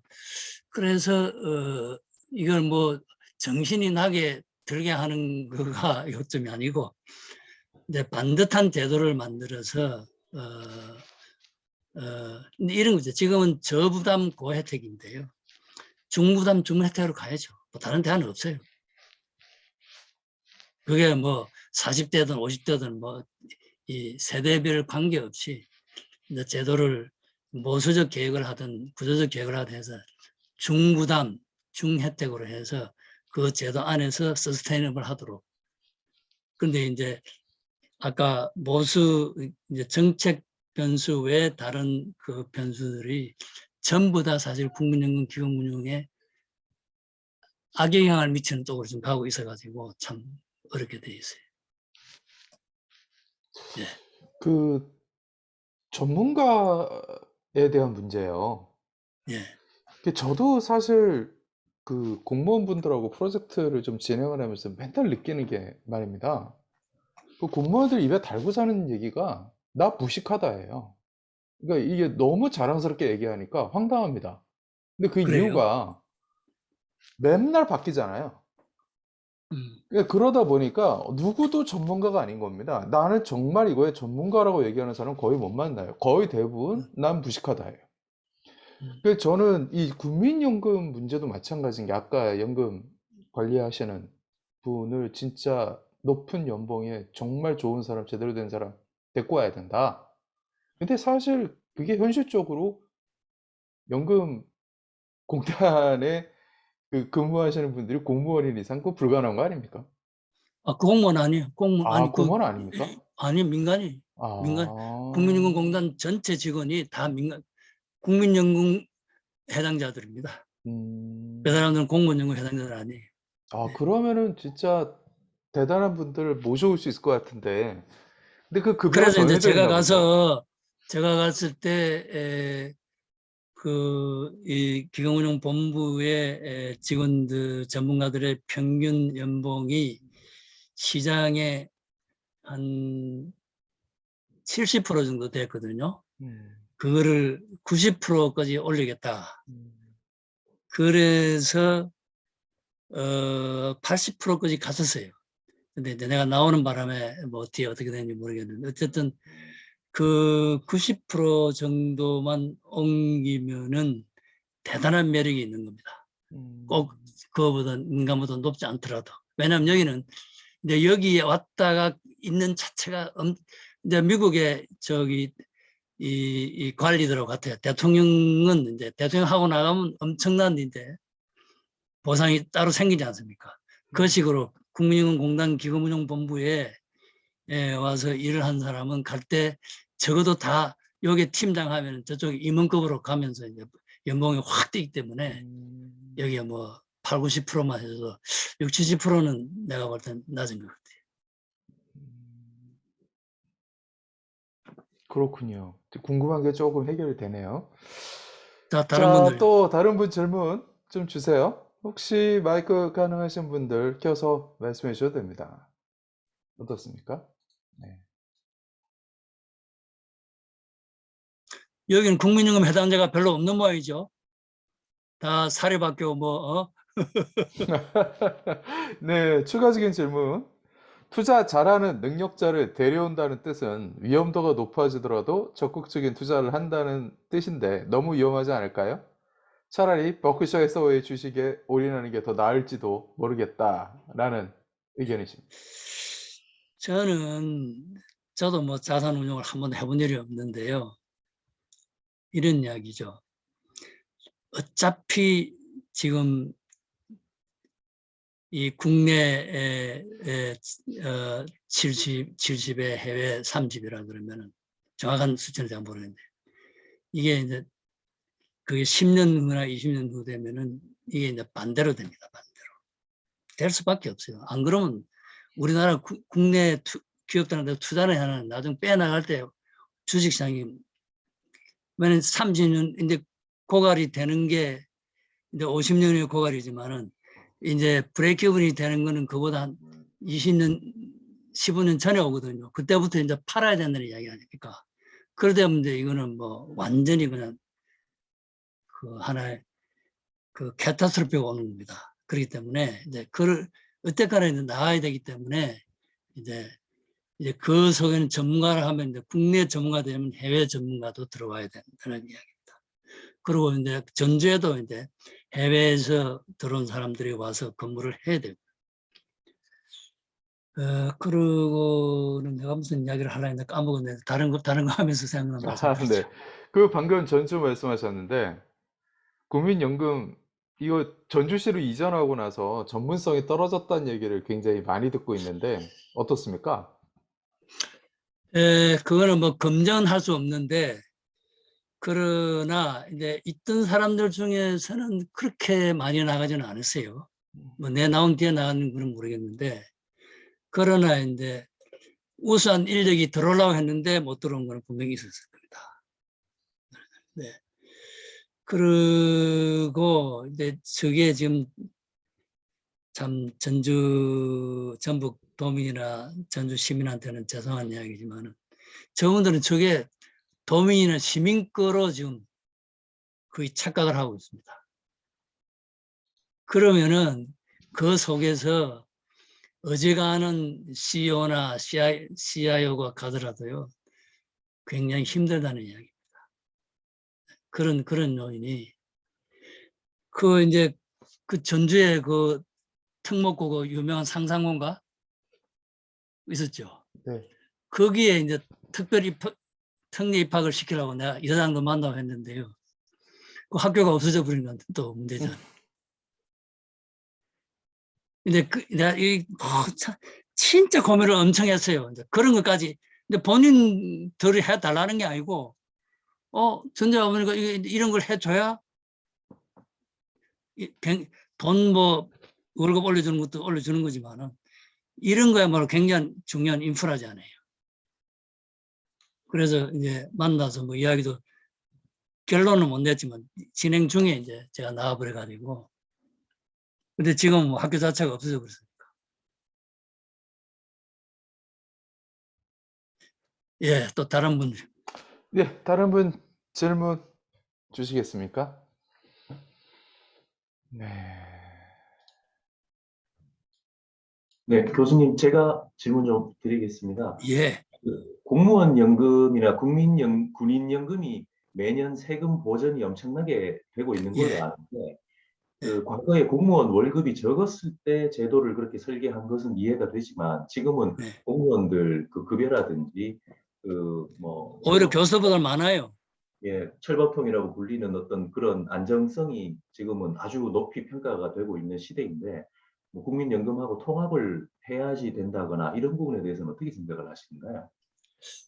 예, 저는 이제 군인연금은 오래전부터 했고, 근데 사학연금도 얼마 안 있으면은 한 5년인가 뭐 그 문제가 생기는 거로 있는데, 저는 개별연금 자체를 놓고 이 서스테너빌리티를 유지하는 것이 다 합치는 것보다 더 낫지 않을까 하는 생각이. 왜냐하면 공무원들이 많이 받는 게, 사학연금이 많이 받는 게, 그 가입자들이 많이 내서 많이 받는 거거든요. 국민연금 같이 9%, 4.5%낸 것이 아니고 더 내 가지고 받는 거예요. 사학연금 경우는 고용료 플러스 이제 국가가 들어오니까 또 조금 나은 거고요.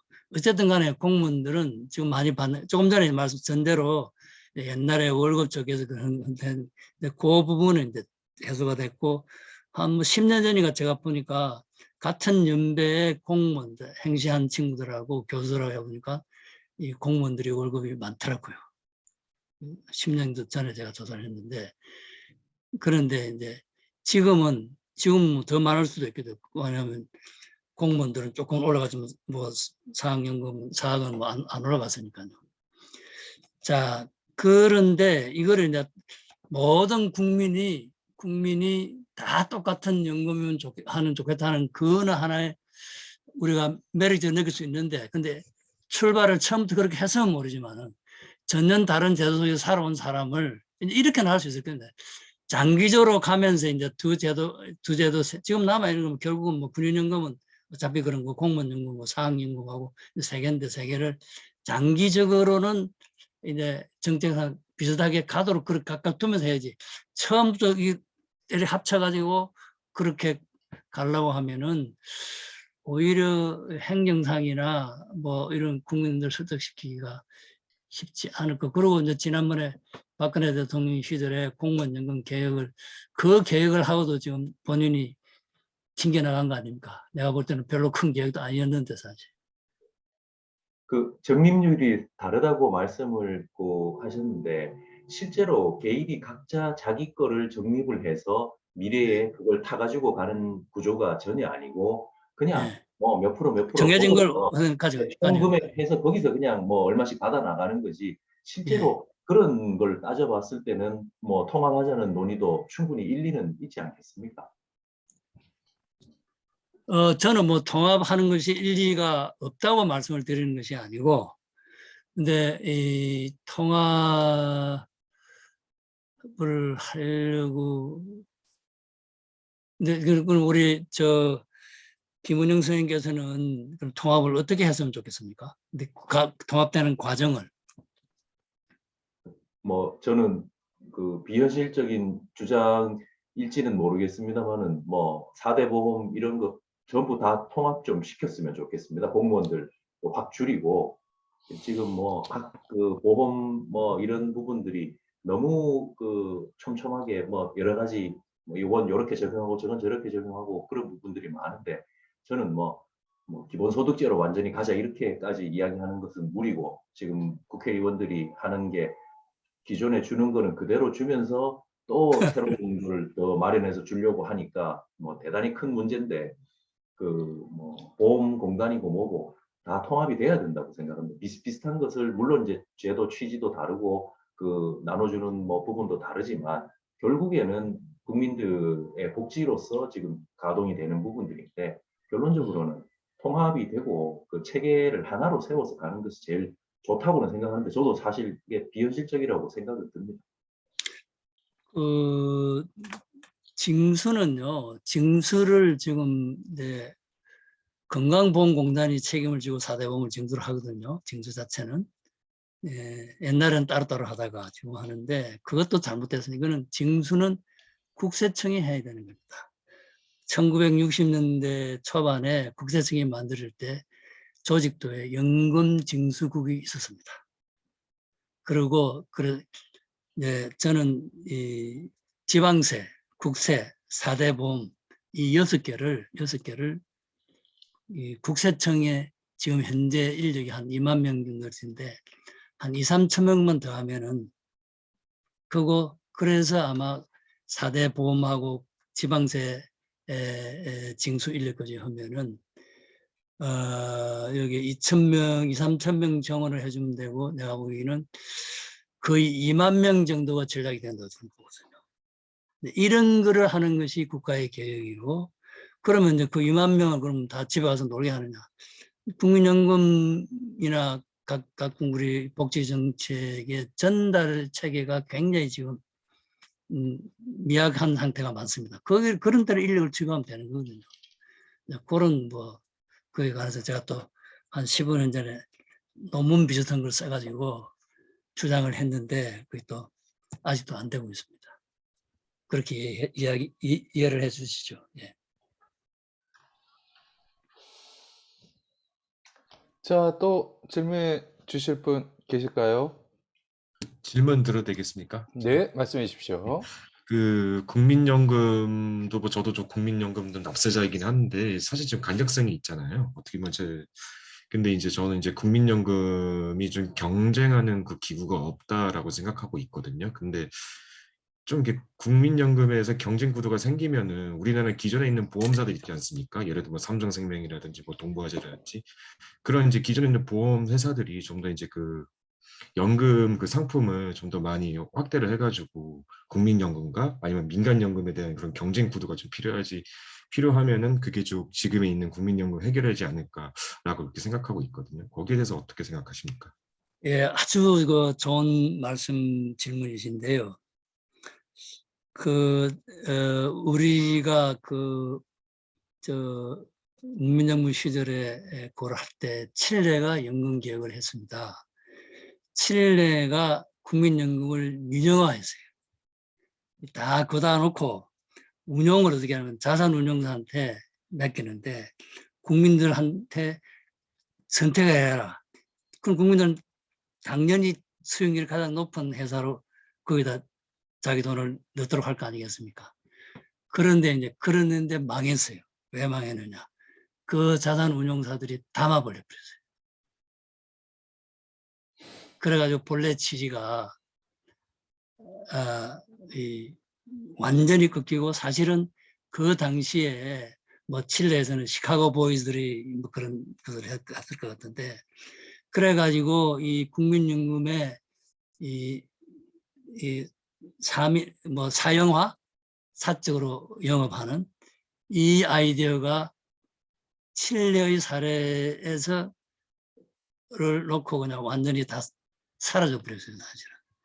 그래서 이제 하나의 방법은, 이제 그의 방법은 이렇게, 이제 국민연금 A값에 해당되는 거는 기초연금하고 같이 붙여서 이제 이 세금하고 또 연금 보험료율 9% 중에 한 2%는 걸로 가게 하고, 이제 나머지 이제 7%를 가지고 이제는 이제 국민연금공단의 기금운용본부하고 좀 전에 말씀하신 대로 미래에셋하고 삼성보험하고 경쟁하게 하는 것도 저는 이쪽의 경쟁이 갖추기만 한다면은 못할 것, 저는 개인적으로는 그 찬성입니다.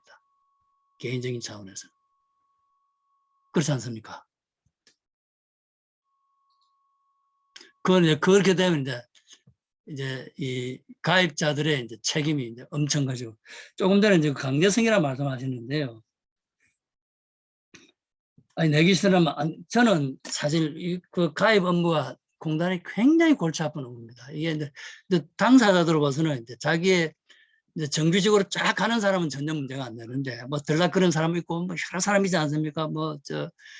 그 또 주부들도 또 여러 형태 있기 때문에 참 이래가지고요. 이거를 그래서 이제 그걸 전부 이제 국민연금공단 직원들이 다 따라가면서 팔아가면서 다 가서 손발이 닳도록 비를 빌고 앉아있거든요. 그래서 내가, 아니, 무슨 법에 강제로 되어 있으면 본인들이 가입 안 하면 본인들 손해인 걸 그걸 왜 국민공단에 가서 그렇게 손발이 닳도록 빌고 그러고 앉아있냐. 실제로 저는 강제성이 이게 이 국민연금의 성격이 어떤 거고 뭐다 하는 거를, 이제 그게 비정규직이든 정규직이든 올 때 고용주가 오리엔테이션을 정확히 하고요. 그 업무는 정확히 부과를 하고, 그다음부터는 국민연금 법에 강제로 하게 되어 있으니까, 그런데 하고 안 하면 네 알아서 해라. 이렇게 하는 게 좋을 것 같아요. 이제 다 대학 다니고 다 한 사람들이 그걸 옛날 태워적 시절 같이 가서 손발이 닳도록 빌고, 그건 뭐 하는 짓입니까? 이거는 내가 국민연금공단 직원을 위해서 하는 소리가 아니고 원리가 그렇지 않습니까? 다만 국가로서는 이제 첫 직장에 나왔을 때 이게 어떤 국민연금이라는 게 도대체 어떤 건가? 사실 이래서 이제 중고등학교부터 이제 또 연금에 간 교육을 시켜야 돼요. 근데 본 교과서는 안 나오는데 참고 교과서에는, 제가 또 그때 또 교육부 장관을 또 잘 아는 분이 있어가지고 제가 교육부 장관을 만나가지고 제발 이 연금에 관한 그 설명을 참고 자료는 다 넣게 해달라. 또 그런 청탁 아닌 청탁도 했어요. 왜냐하면 애에서부터 이제 그걸 알고 있어야 되니까. 이상입니다.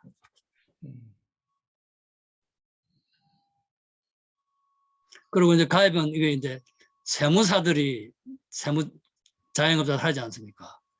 세무사들의 세무 대리할 때 반드시 연금에 가입하도록, 그렇게 이제 본인 기업가도 직원들, 이것도 안 돼서 가지고 이제 세무사 협회 회장단을 만나가지고 또 반드시 이제 직원들한테 교육시켜가지고 기장 의뢰가 오면은 기금 연금에 가입했는지 아닌지를 반드시 체크를 해가지고 가입을 하도록 독려를 하세요. 참 바빴습니다. 아이디어 떠오르는데 계속 해야 되니까요. 자, 또 추가 질문 있으실까요? 네. 없으시면 민교욱 교수님, 네, 마무리 좀 해주시겠습니까? 오늘 아주 좋은 말씀 많이 제 목소리 들려요? 아, 예, 약간 들립니다. 끊어졌는데 들립니다. 오늘 강하게 잘 말씀해서 뭐 저는 질문할 게 없었습니다. 혹시 민간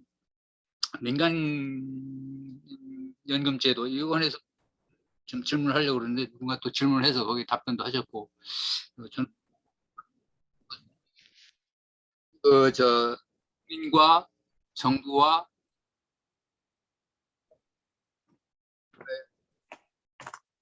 교수님 잘 안 들립니다. 계속 끊어지거든요. 여보세요? 네. 예. 국민연금 호소문 8가지. 그나마 우리 최 교수님께서 아주 체험하시고 또 노기엔 정말 아주 좋은 아, 교수님 계속 끊겨서 잘 안 들립니다. 나는 잘 들리는데. 아, 그러세요? 다 나는 완전히 잘, 들으셨어요? 어, 중간중간 끊겼는데? 그래요? 네. 여덟 가지 호소문이 네. 8가지 호소문. 가지고 그리고 노기엔 말씀인데 호송을 올릴까요?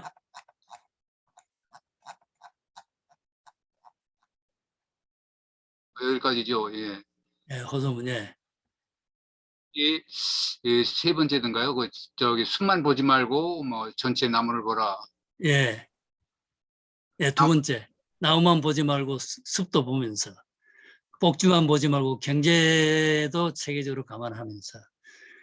더 나아가서 인류의 삶의 역사를 반추하면서 인간의 본성에 가는 인류의 지식과 지혜를 통달하면서 특정 제도를 구축을 하고 제안을 해주시면 좋겠다 이렇습니다.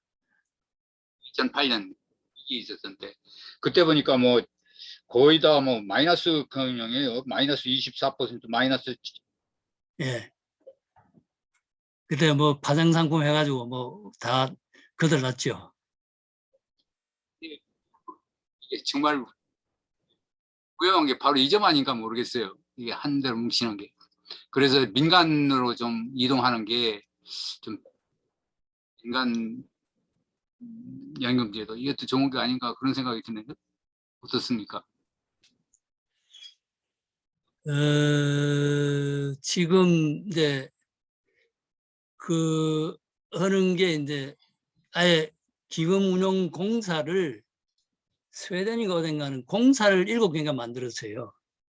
공사를 하나를 경쟁을 시킨 거죠. 공사를 여러 개 만들어서 경쟁을 시켰는데 그런데 그 평가가 좋다고만은 안 나오는 것더라고요. 그래서 저는 이제 제 제안은 저는 개인적으로 아주 확신을 하는데 기금운용본부 안에 이제 기금운용 총괄 책임자가 한 사람 그 기금운용하는 CEO를 두고 그 밑에 CIO를 이제 자산운용별로 하든지 아니면은 뭐 이 국내 해외로 하든지 아니면 그 조합을 하든지 또 여러 가지 형태를 하여간 경쟁을 하는 게 좋거든요. 뭐 민간과 공공의 경쟁이 있고 민간 안에서의 경쟁이 있고 공공 안에 경쟁을 해야 되는. KTX도 뭐 GTX가 이따가 지금 붙여가지고 지금 이상하게 된 거 아닙니까? 공공부문 안에서 경쟁을 하는 것이 굉장히 중요합니다. 그래서 제가 그 점을 해서 실무자들이 자꾸 묻혀 하는데도 그걸 아이디어를 설득을 시키려고 노력했는데 근데 세계적으로 봤을 때 아까 칠레 사례 빼고 아까 또 어디 스웨덴인가 어디에 그 6개 기금운용 공사를 몇 개 만든 거 빼고는 시장의 자체에 나눠주는 뭐 그런 거는 제가 과문인지는 몰라도 없는 것 같습니다. 현재는.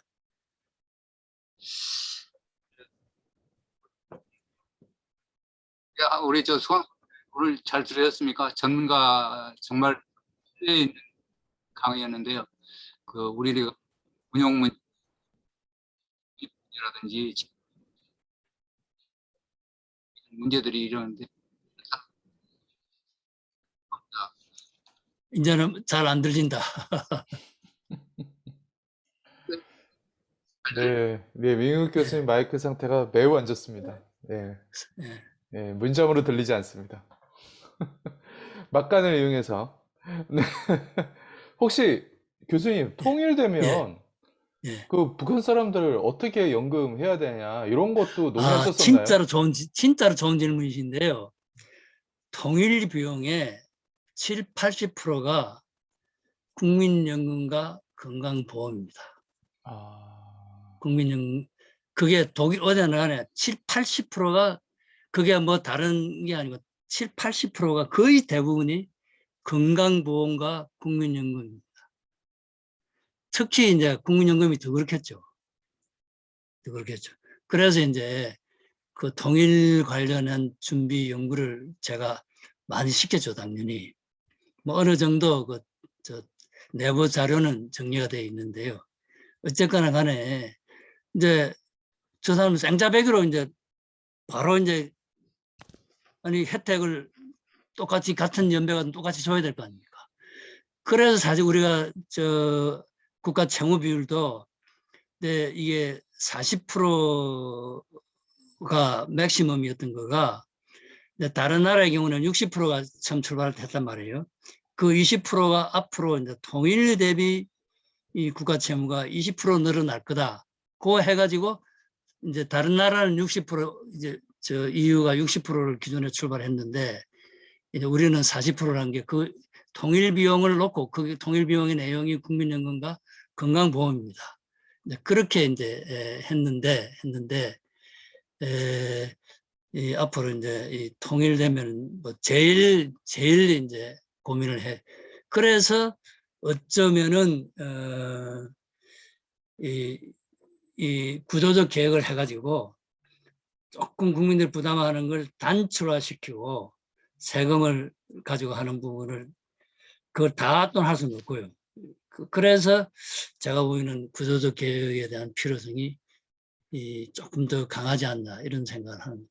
왜냐하면 모수적 계획만 해놓으면은 그 뭐 가더라도 그 사람들이 그걸 다 내야 되는데 모수적 계획에는 그 방법이 없잖아요.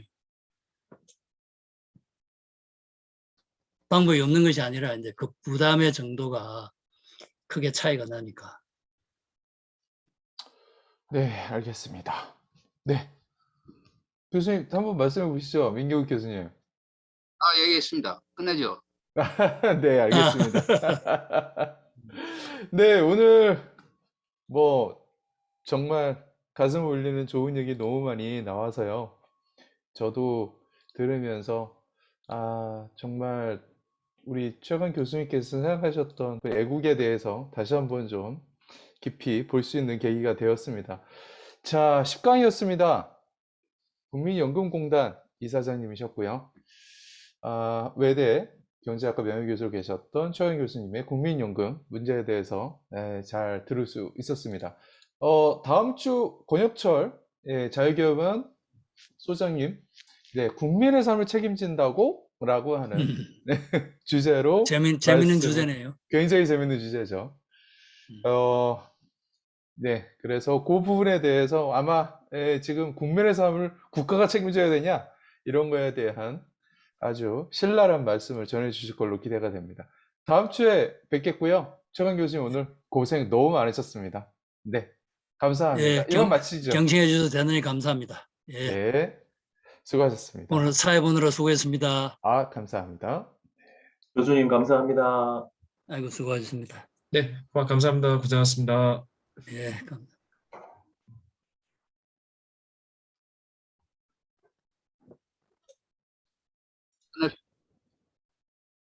아이고, 우리 미국 교수님 마이크가 오늘 왜 이럴까요? 오, 상태가 너무 안 좋네요. 들립니까?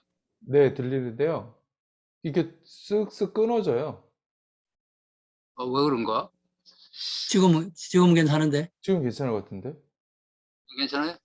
예, 지금은 괜찮아요. 가까이 붙이니까 그런가? 괜찮은가? 원래 쓰시던 시스템 아니세요, 교수님?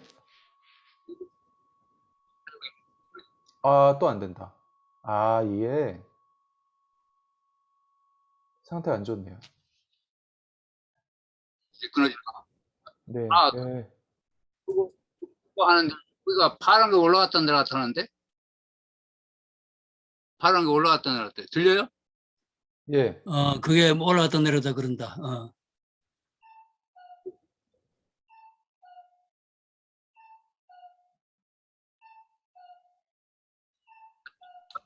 자, 이제 저는 나가겠습니다. 네, 이만 네. 마치시죠. 수고 감사합니다. 많으셨습니다. 예, 네, 예. 감사합니다.